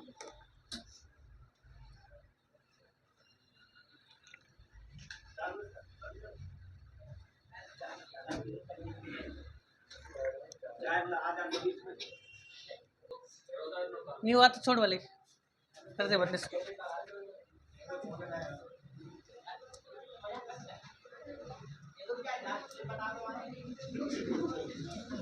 यही हूँ धरती पे रंगो है ना।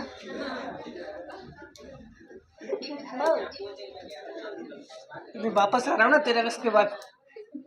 13 अगस्त तक मेरी सारी क्लास से टाइम बिजी है, इसके बाद फ्री होऊंगा तो वापस उधर। सही है, अब पढ़ लिया चुपचाप है ना, अब ज़्यादा मत बोला। तो डीपीआई की अपन बात कर रहे थे, जब पीसीआई में से प्रत्यक्ष कर को घटाते हैं तो क्या प्राप्त होता है अपन का? डीपीआई प्राप्त होता है। और निजी आय के लिए क्या परिभाषा है? 1 वर्ष में निजी क्षेत्रीय कोलाही क्या कहलाती है? निजी आय कहलाती है। यहाँ तक कि कहानी अपन की जो अवधारणा वाली है वो पूरी हो जाती है।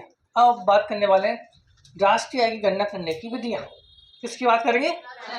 राष्ट्रीय आय की गणना करने की विधियां।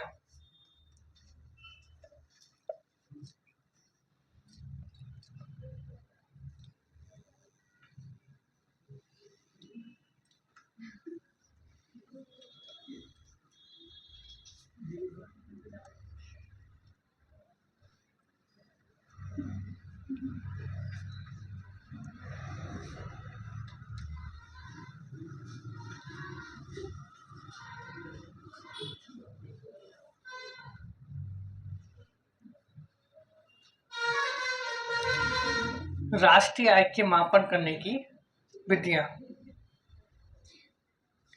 राष्ट्रीय आय के मापन करने की विधियां।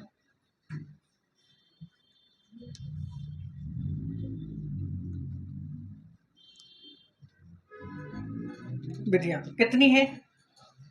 एनसीईआरटी के हिसाब से कितनी है? 3, लेकिन वास्तव में कितनी है? 4। किताबों के अनुसार कितनी है? 3। जो हमारी 10वीं 12वीं तक की कौन सी किताबें चलती हैं उनके अनुसार कितनी है? 3। पहली विधि है अपन का उसका नाम है आय विधि। क्या नाम है? आय विधि। दूसरी विधि है उसका नाम है व्यय विधि। तीसरा विधि है उसका नाम क्या है? उत्पादन विधि। उत्पादन विधि। और चौथा जो नई विधि है वो कौन सी है? सामाजिक लेखांकन विधि। सामाजिक लेखांकन विधि, ये नई विधि है ना।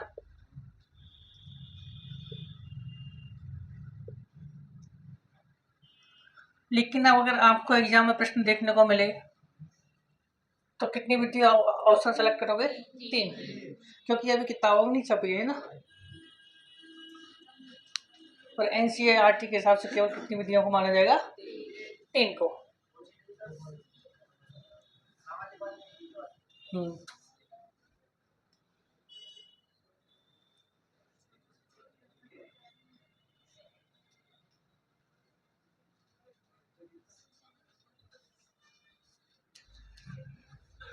देख लें विधियों के नाम।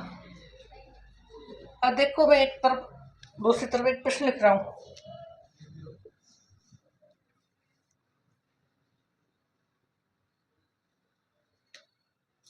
निम्न में से कौन सी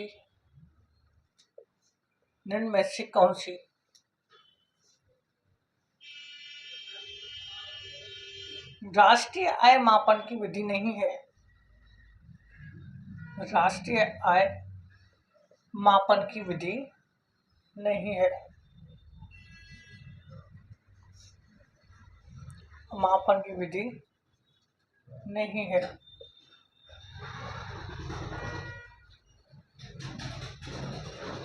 ऑप्शन ए हरित लेखांकन विधि। हरित लेखांकन विधि। ऑप्शन बी सामाजिक लेखांकन विधि।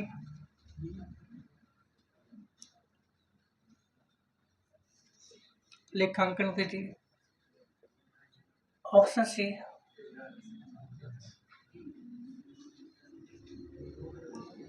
आय विधि। ऑप्शन डी व्यय विधि।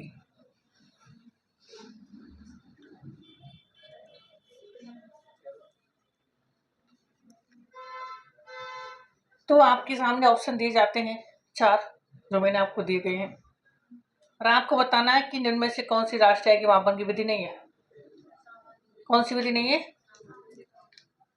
सामाजिक लेखांकन विधि,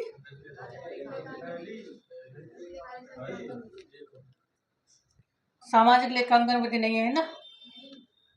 तो ये राष्ट्रीय आय के मापन की नई विधि है कि नहीं है? तो बात आती है आय विधि भी है, व्यय विधि भी है, उत्पादन विधि भी है, लेकिन नई विधि कौन सी नहीं है? अरे ये राष्ट्रीय आय के मापन विधि तो है सामाजिक लेखांकन विधि। तो कौन सी हो जाएगी? हरित लेखांकन विधि। राइट आंसर क्या हो जाएगा? हरित लेखांकन विधि। तो फिर हरित लेखांकन विधि क्या है? राष्ट्रीय आय का एक नया रूप, राष्ट्रीय जिसको हम पहले क्या है राष्ट्रीय के नाम से जाना जाता था, उसका नया नाम क्या है? हरित लेखांकन विधि। अब आगामी समय जो मैंने आपको टॉपिक पढ़ाया ना राष्ट्रीय आय, वो राष्ट्रीय आय के नाम से नहीं जाना जाएगा। किस नाम से जाना जाएगा? हरित लेखांकन के नाम से जाना जाएगा। ये आपको ध्यान रखना है।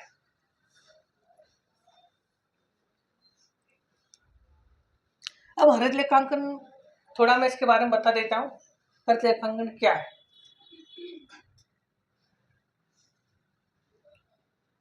राष्ट्रीय आय के मापने का एक नवीन तरीका है जिसके अंतर्गत प्राकृतिक संसाधन कौन कौन से होते हैं, जैसे वन संपदा है, पहाड़ है, जल है आदि का लगातार क्षरण होता है, जिनकी आपूर्ति वापस नहीं की जा सकती। मान लो पहाड़ों का क्षरण हो गया तो क्या वापस से पहाड़ वापस उगाए जा सकते हैं?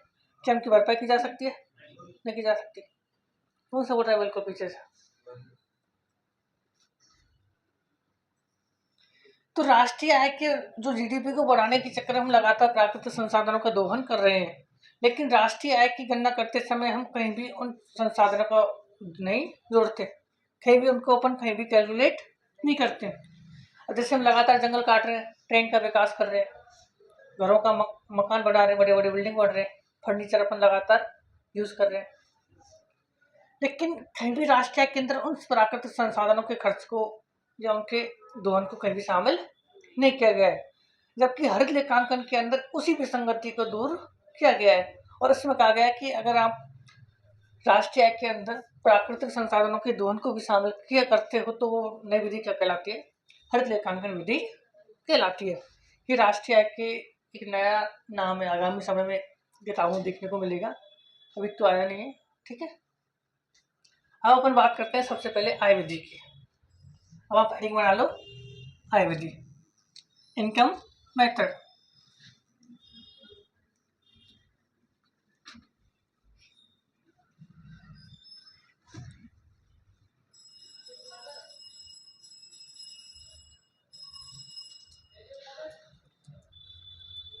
अब मैं संपूर्ण विश्व या संपूर्ण भारत की बात करता हूँ। संपूर्ण विश्व या संपूर्ण भारत की बात करता हूँ तो आय प्राप्त करने के केवल 4 तरीके हैं। कौन कौन से? पहला है मजदूरी से, दूसरा किराए से, दूसरा क्या है? किराए से, तीसरा लाभ से, और चौथा मजदूर से, किराए से और लाभ से और ब्याज से। ब्याज मैंने आपको बताया ना। आय प्राप्त करने के कितने तरीके हैं पूरे विश्व के अंदर? 4। जितने भी सरकारी कर्मचारी है, जितने भी प्राइवेट कर्मचारी हैं, जितने भी वो किसके अंदर आ जाते हैं? मजदूरी के अंदर आ जाते हैं। जितने भी भारत के अंदर या विश्व के अंदर जितने भी किराए से संस्थान चलाए जा रहे हैं उनसे प्राप्त आय इसके अंदर शामिल की जाती है। जितना भी प्रॉफिट होता है कंपनियों का, जैसे मैं ये मार्कर लेके आया था दुकान से 20 रुपये का और मैंने किसी को 30 रुपये का बेच दिया, तो ये जो छोटा मोटा जो प्रॉफिट है वो भी इसके अंदर शामिल हो जाएगा। इसके बाद ब्याज, मैंने आपको बताया था ब्याज से प्राप्त राष्ट्रीय आय में शामिल की जाती है। तो जितने भी हमने किसी को कर्ज दे रखा है, हमारी सरकार से किसी ने उधारी ले रखी है तो उससे प्राप्त ब्याज भी इसके अंदर शामिल किया जाता है। तो संपूर्ण विश्व के अंदर केवल 4 ही तरीके हैं आय प्राप्त करने के। कौन कौन से? किराए से, मजदूरी से, लाभ से और ब्याज से। और कोई 5 तरीका भारत के अंदर विश्व के अंदर मौजूद नहीं है। अब अपन को बात करते हैं मजदूरी को अपन क्या बोलते हैं? वैक्स। और किराए को रेंट बोलते हैं, और लाभ को प्रॉफिट बोलते हैं, और ब्याज को क्या बोलते हैं? इंटरेस्ट। बोलते नहीं बोलते? अब आपने शायद मैथ पढ़ी होगी 10th या 11th 12th के अंदर, तो उसमें चिन्ह चलता है ऐसा सिग्मा का, चलता नहीं चलता? और वहाँ एक लिमिट लगाते हैं 1 से लेकर n तक, लगाते नहीं लगाते? मैथ में लगाते? हाँ, तो अब हम भी लगाएंगे, क्योंकि जीडीपी गणना तभी होगी। अब मैंने बोला है जितने भी भारत के अंदर मजदूर हैं, वैक्स हैं, उनकी आय है 1 से लेकर n तक, जितने भी मजदूर काम कर रहे हैं भारत के अंदर, उन सबकी मजदूरी का योग इसके अंदर शामिल हो जाता है। दूसरा, जितने भी भारत के अंदर किराए से संस्थान चल रहे हैं 1 से लेकर n तक, वो भी किसके अंदर आएगा? रेंट के अंदर। तीसरा, जितने भी लाभ भारत सरकार या किसी भी माध्यम से लाभ हो रहा है, वो किसके अंदर शामिल होता है?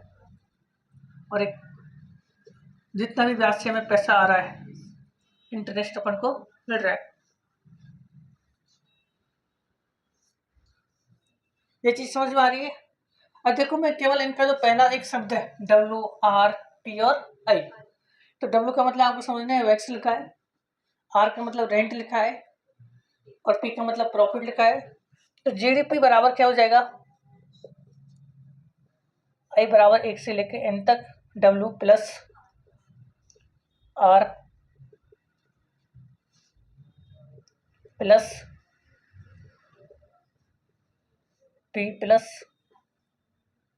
मेरा नाम किससे स्टार्ट होता है? P से।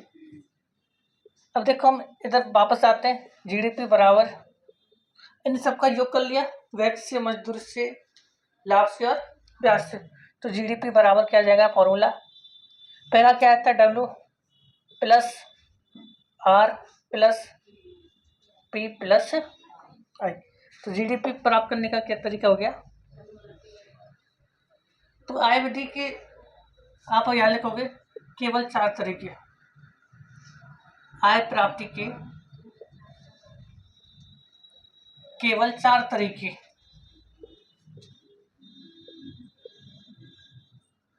और ये आप यहाँ तक नोट डाउन कर लो। एक बार एक एग्जांपल और लेंगे, फिर हम आपको और समझेंगे सारी चीजें।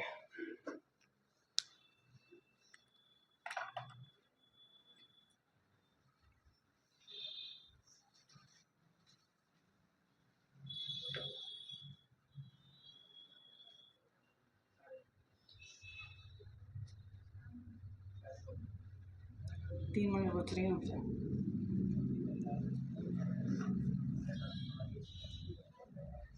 फिर आते चल जाएगा ऑटोमेटिक, वहां से चालू लाइट संभावित।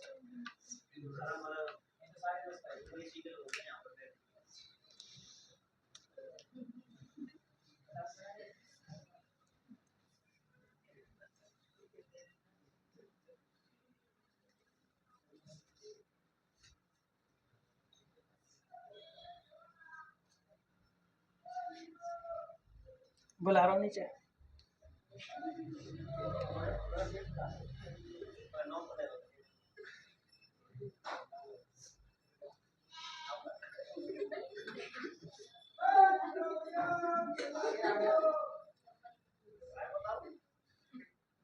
ये करो, खड़ी ले ले।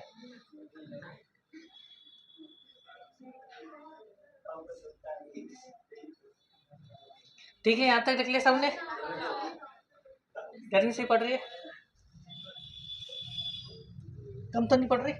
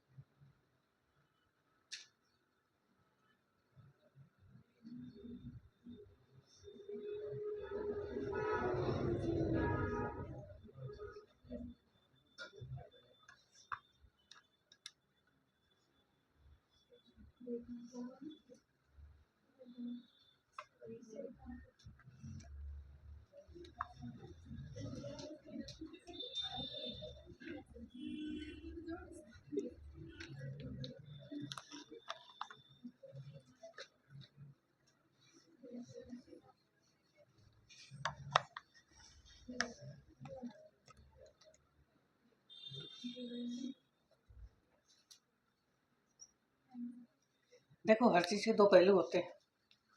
अगर विद्यार्थी बोल रहे हैं कि सर लाइट आ जाए तो एसी चल जाए, हम क्या है आदतन लोग हैं, लेकिन ये आदतन लोग, अब सबको आदत लग रही है एसी में पढ़ने की।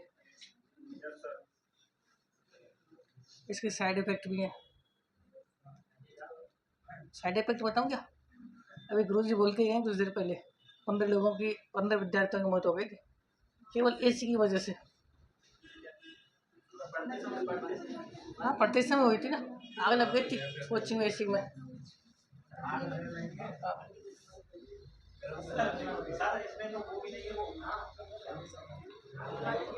क्या नहीं है? Fire NOC. हाँ तो कल आ जाएगी फायर एनओसी अपन की। ठीक है, यहाँ तक लिख लिया सामने।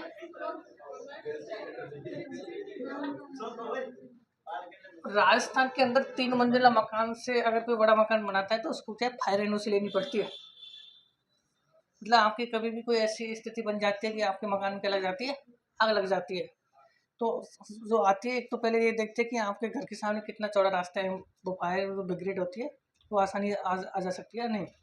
दूसरा, आपका जो उतरने का जो रास्ता है, जो सीढ़ियाँ जो है वो कम से कम 5 फीट चौड़ा होना चाहिए, तब फायर एनओसी आपको मिलती है। वो सारी सुविधाएं आपको दी जाती हैं। अगर नहीं है आपके पास फायर एनओसी तो आपके घर पर या आप किसी भी संस्थान पर कार्यवाही हो सकती है। ठीक है, कर दो रेस्ट। एक बार देखो, आयुर्वेदिक के कितने 4 तरीके: मजदूरी से, किराए से, लाभ से और प्यास से। मजदूर क्या बोलते हैं? फ्लेक्स। रेंट को, प्रॉफिट को और इंटरेस्ट को, इन सब का हमने पूरे संपूर्ण भारत के अंदर, संपूर्ण अर्थव्यवस्था के अंदर मजदूरी का योग किया, किराए का योग किया, लाभ का योग किया और ब्याज का योग किया। लास्ट टाइम पर अपन का जीडीपी इन सबको निकाल के आ जाता है। ये तो आय विधि है जिसके माध्यम से अपन क्या करते हैं, जीडीपी गणना करते हैं।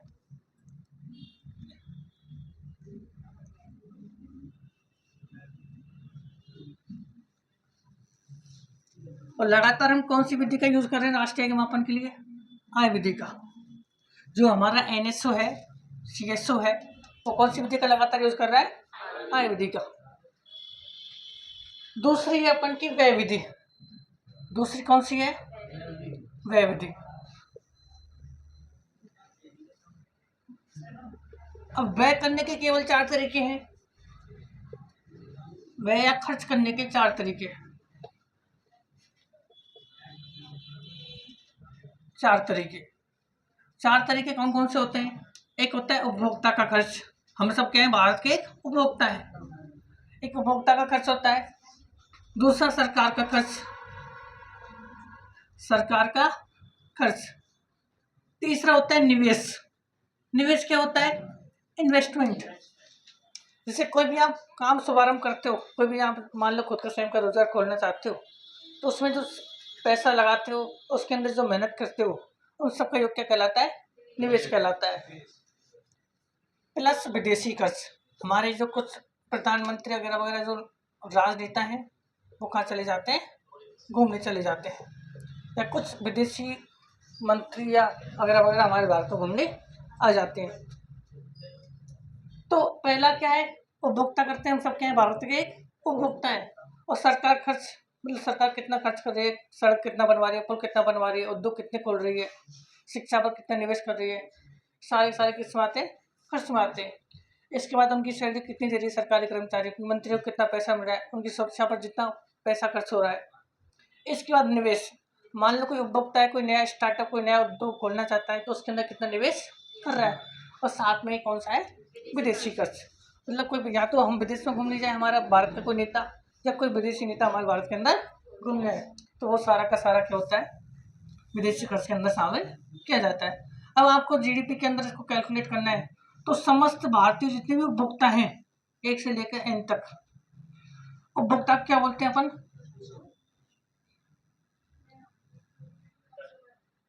क्या बोलते हैं, कस्टमर ग्राहक होता है, कंज्यूमर क्या होता है, उपभोक्ता होता है।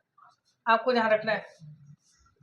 प्लस जितने भी सरकार का खर्च है 1 से लेकर n तक गवर्नमेंट का, इसको इसके अंदर शामिल किया जाता है। इन्वेस्टमेंट को अपन क्या बोलते हैं, इन्वेस्टमेंट। और चौथा कौन सा अपन का बचता है, विदेशी कर्ज,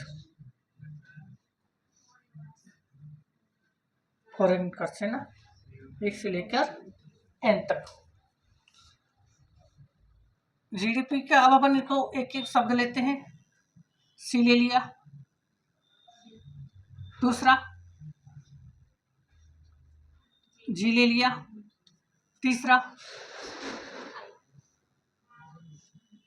आई ले लिया, और चौथा एफ। लास्ट टाइम पे क्या बनता है, जीडीपी बराबर सी प्लस जी प्लस आई प्लस एफ, क्या बनता है। अब मैंने आपको एक, जब बेसिक्स पढ़ाया था सामान्य अर्थशास्त्र अर्थव्यवस्था का परिचय, तो मैंने आपको वहां 2 शब्द पढ़ाए थे। विदेशी संबंधों के आधार पर अर्थव्यवस्था 2 प्रकार की होती है, एक होता है खुली अर्थव्यवस्था, दूसरी होता है बंद अर्थव्यवस्था। अगर खुली अर्थव्यवस्था है तो खर्च विदेशी खर्च होता है, और बंद अर्थव्यवस्था है तो क्या हो जाता है, वो खर्च नहीं होता। तो वहां एफ का मान क्या हो जाता है, 0 हो जाता है, जब अर्थव्यवस्था बंद प्रकार की होती है। कैसी अर्थव्यवस्था होती है, बंद। और जब बंद अर्थव्यवस्था है, हम विदेशों से, अड़ोसी पड़ोसी से अपन कोई संबंध ही नहीं रख रहे, ना हम आ रहे ना हम उनके पास जा रहे, तो वो खर्च होगा, नहीं होगा। तो आपको नीचे लिखना है, यदि अर्थव्यवस्था बंद हो, यदि अर्थव्यवस्था बंद हो तो एफ बराबर 0 होता है। अर्थात जीडीपी बराबर सी प्लस जी प्लस आई, क्या आ जाएगा, सी प्लस जी प्लस आई। एफ का कोई मतलब नहीं रह जाता है, सी प्लस जी प्लस आई।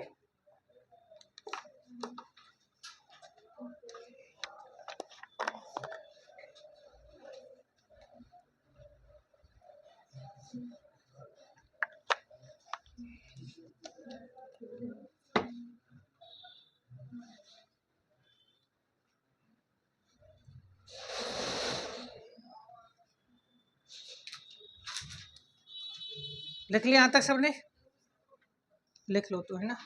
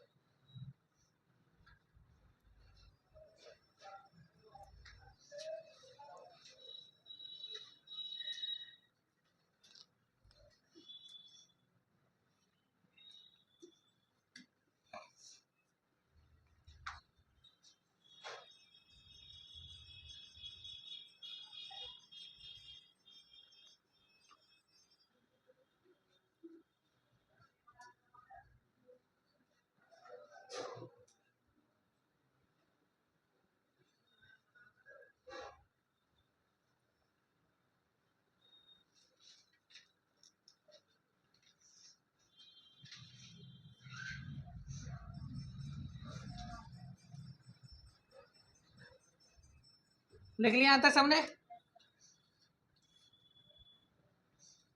ये प्रदूषण क्या लग रहा है, क्या कर रहा है पीछे?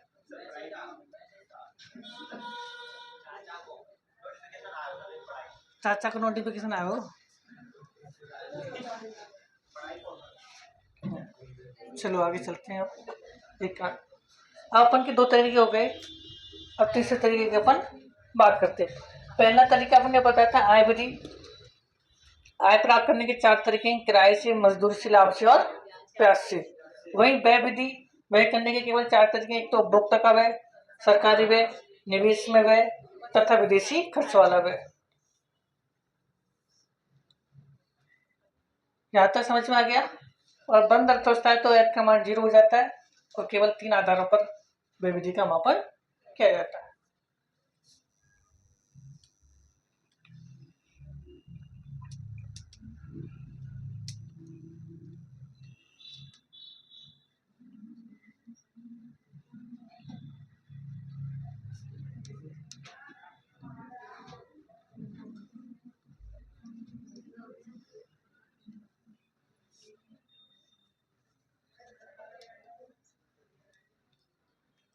और तीसरी विधि कौन सी है अपन की?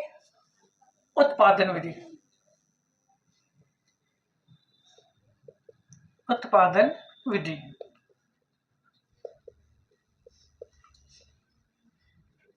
जहां जहां उत्पादन होता है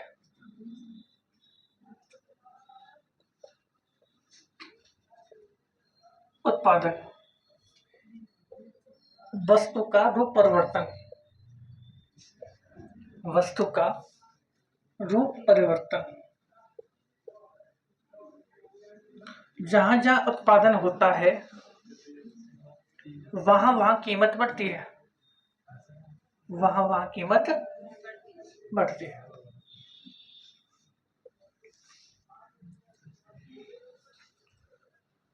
अब इसको एक पहले आप सुनो समझो। एक मैं एग्जांपल ले रहा हूं और एग्जांपल ये है कि क्या हो गया, मैं बात कर रहा हूं गेहूं का। किसका? गेहूं का।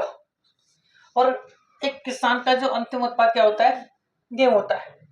और मैं ये मान के चल रहा हूँ कि किसान का 1 किलो गेहूं का जो प्राइस है वो कितना है? 30 रुपए किलो, लगभग मैं मान के चल रहा हूँ। ठीक है, तो किसान ने अपना अंतिम उत्पाद क्या बना के रख दिया? गेहूं को बना के मंडी में या किसी उपभोक्ता को दे दिया।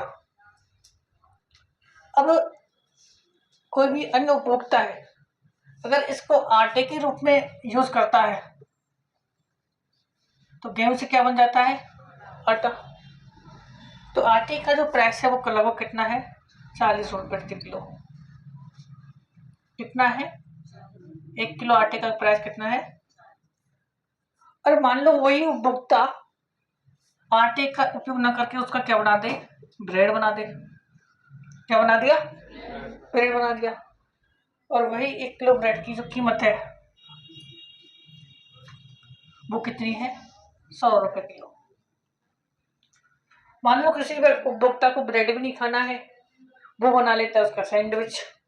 क्या बना दिया? सैंडविच। और सैंडविच की प्राइस कितनी है? 200 रुपए प्रति किलो। कितनी है? 200 रुपए प्रति किलो। अब देखो वस्तु एक ही थी, क्या थी? गेहूं। गेहूं से बना दिया आटा, आटे से बना दिया ब्रेड, ब्रेड से बना दिया सैंडविच।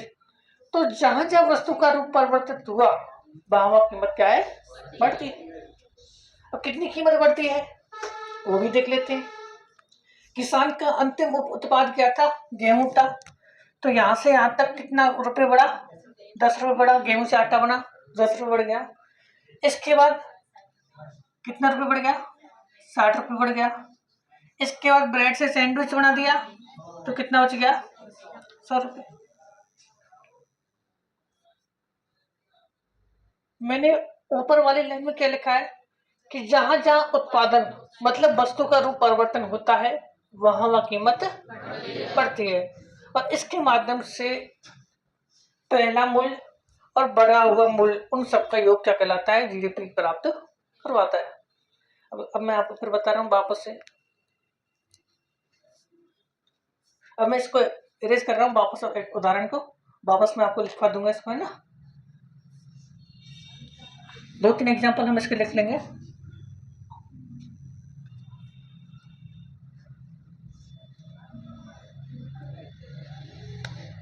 जीडीपी बराबर GVA1 plus GVA2 plus GVA3, और ये मात्र चलेगा जहां तक उस वस्तु का रूप परिवर्तित होता रहेगा। कहाँ तक? जहां तक उस वस्तु का रूप परिवर्तित होता रहेगा।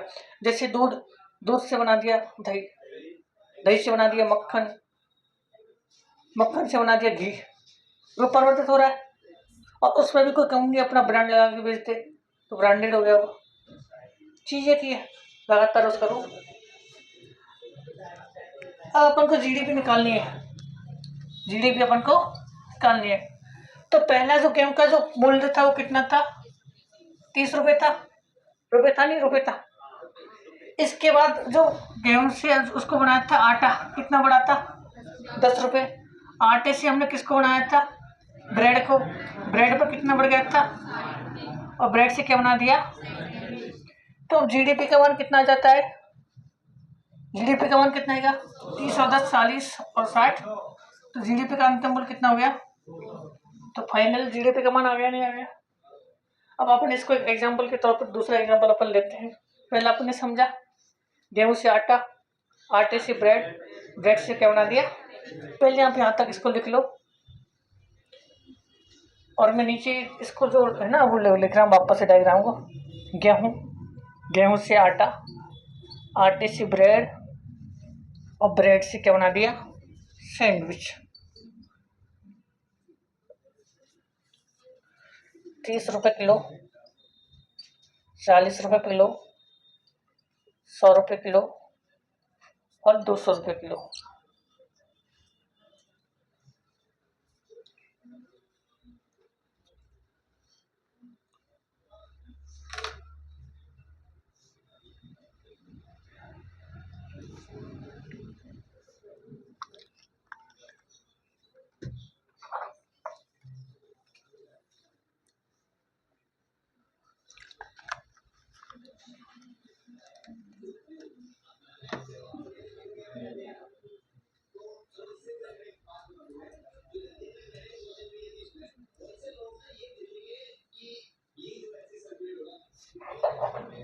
हाँ जी,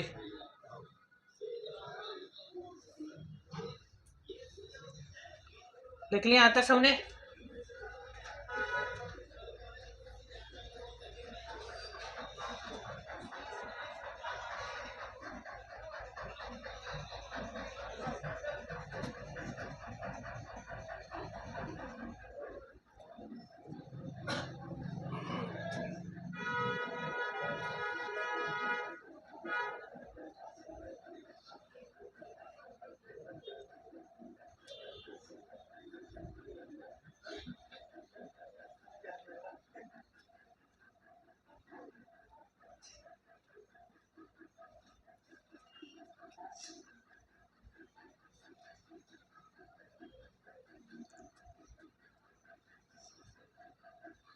लिखा नहीं लिखा?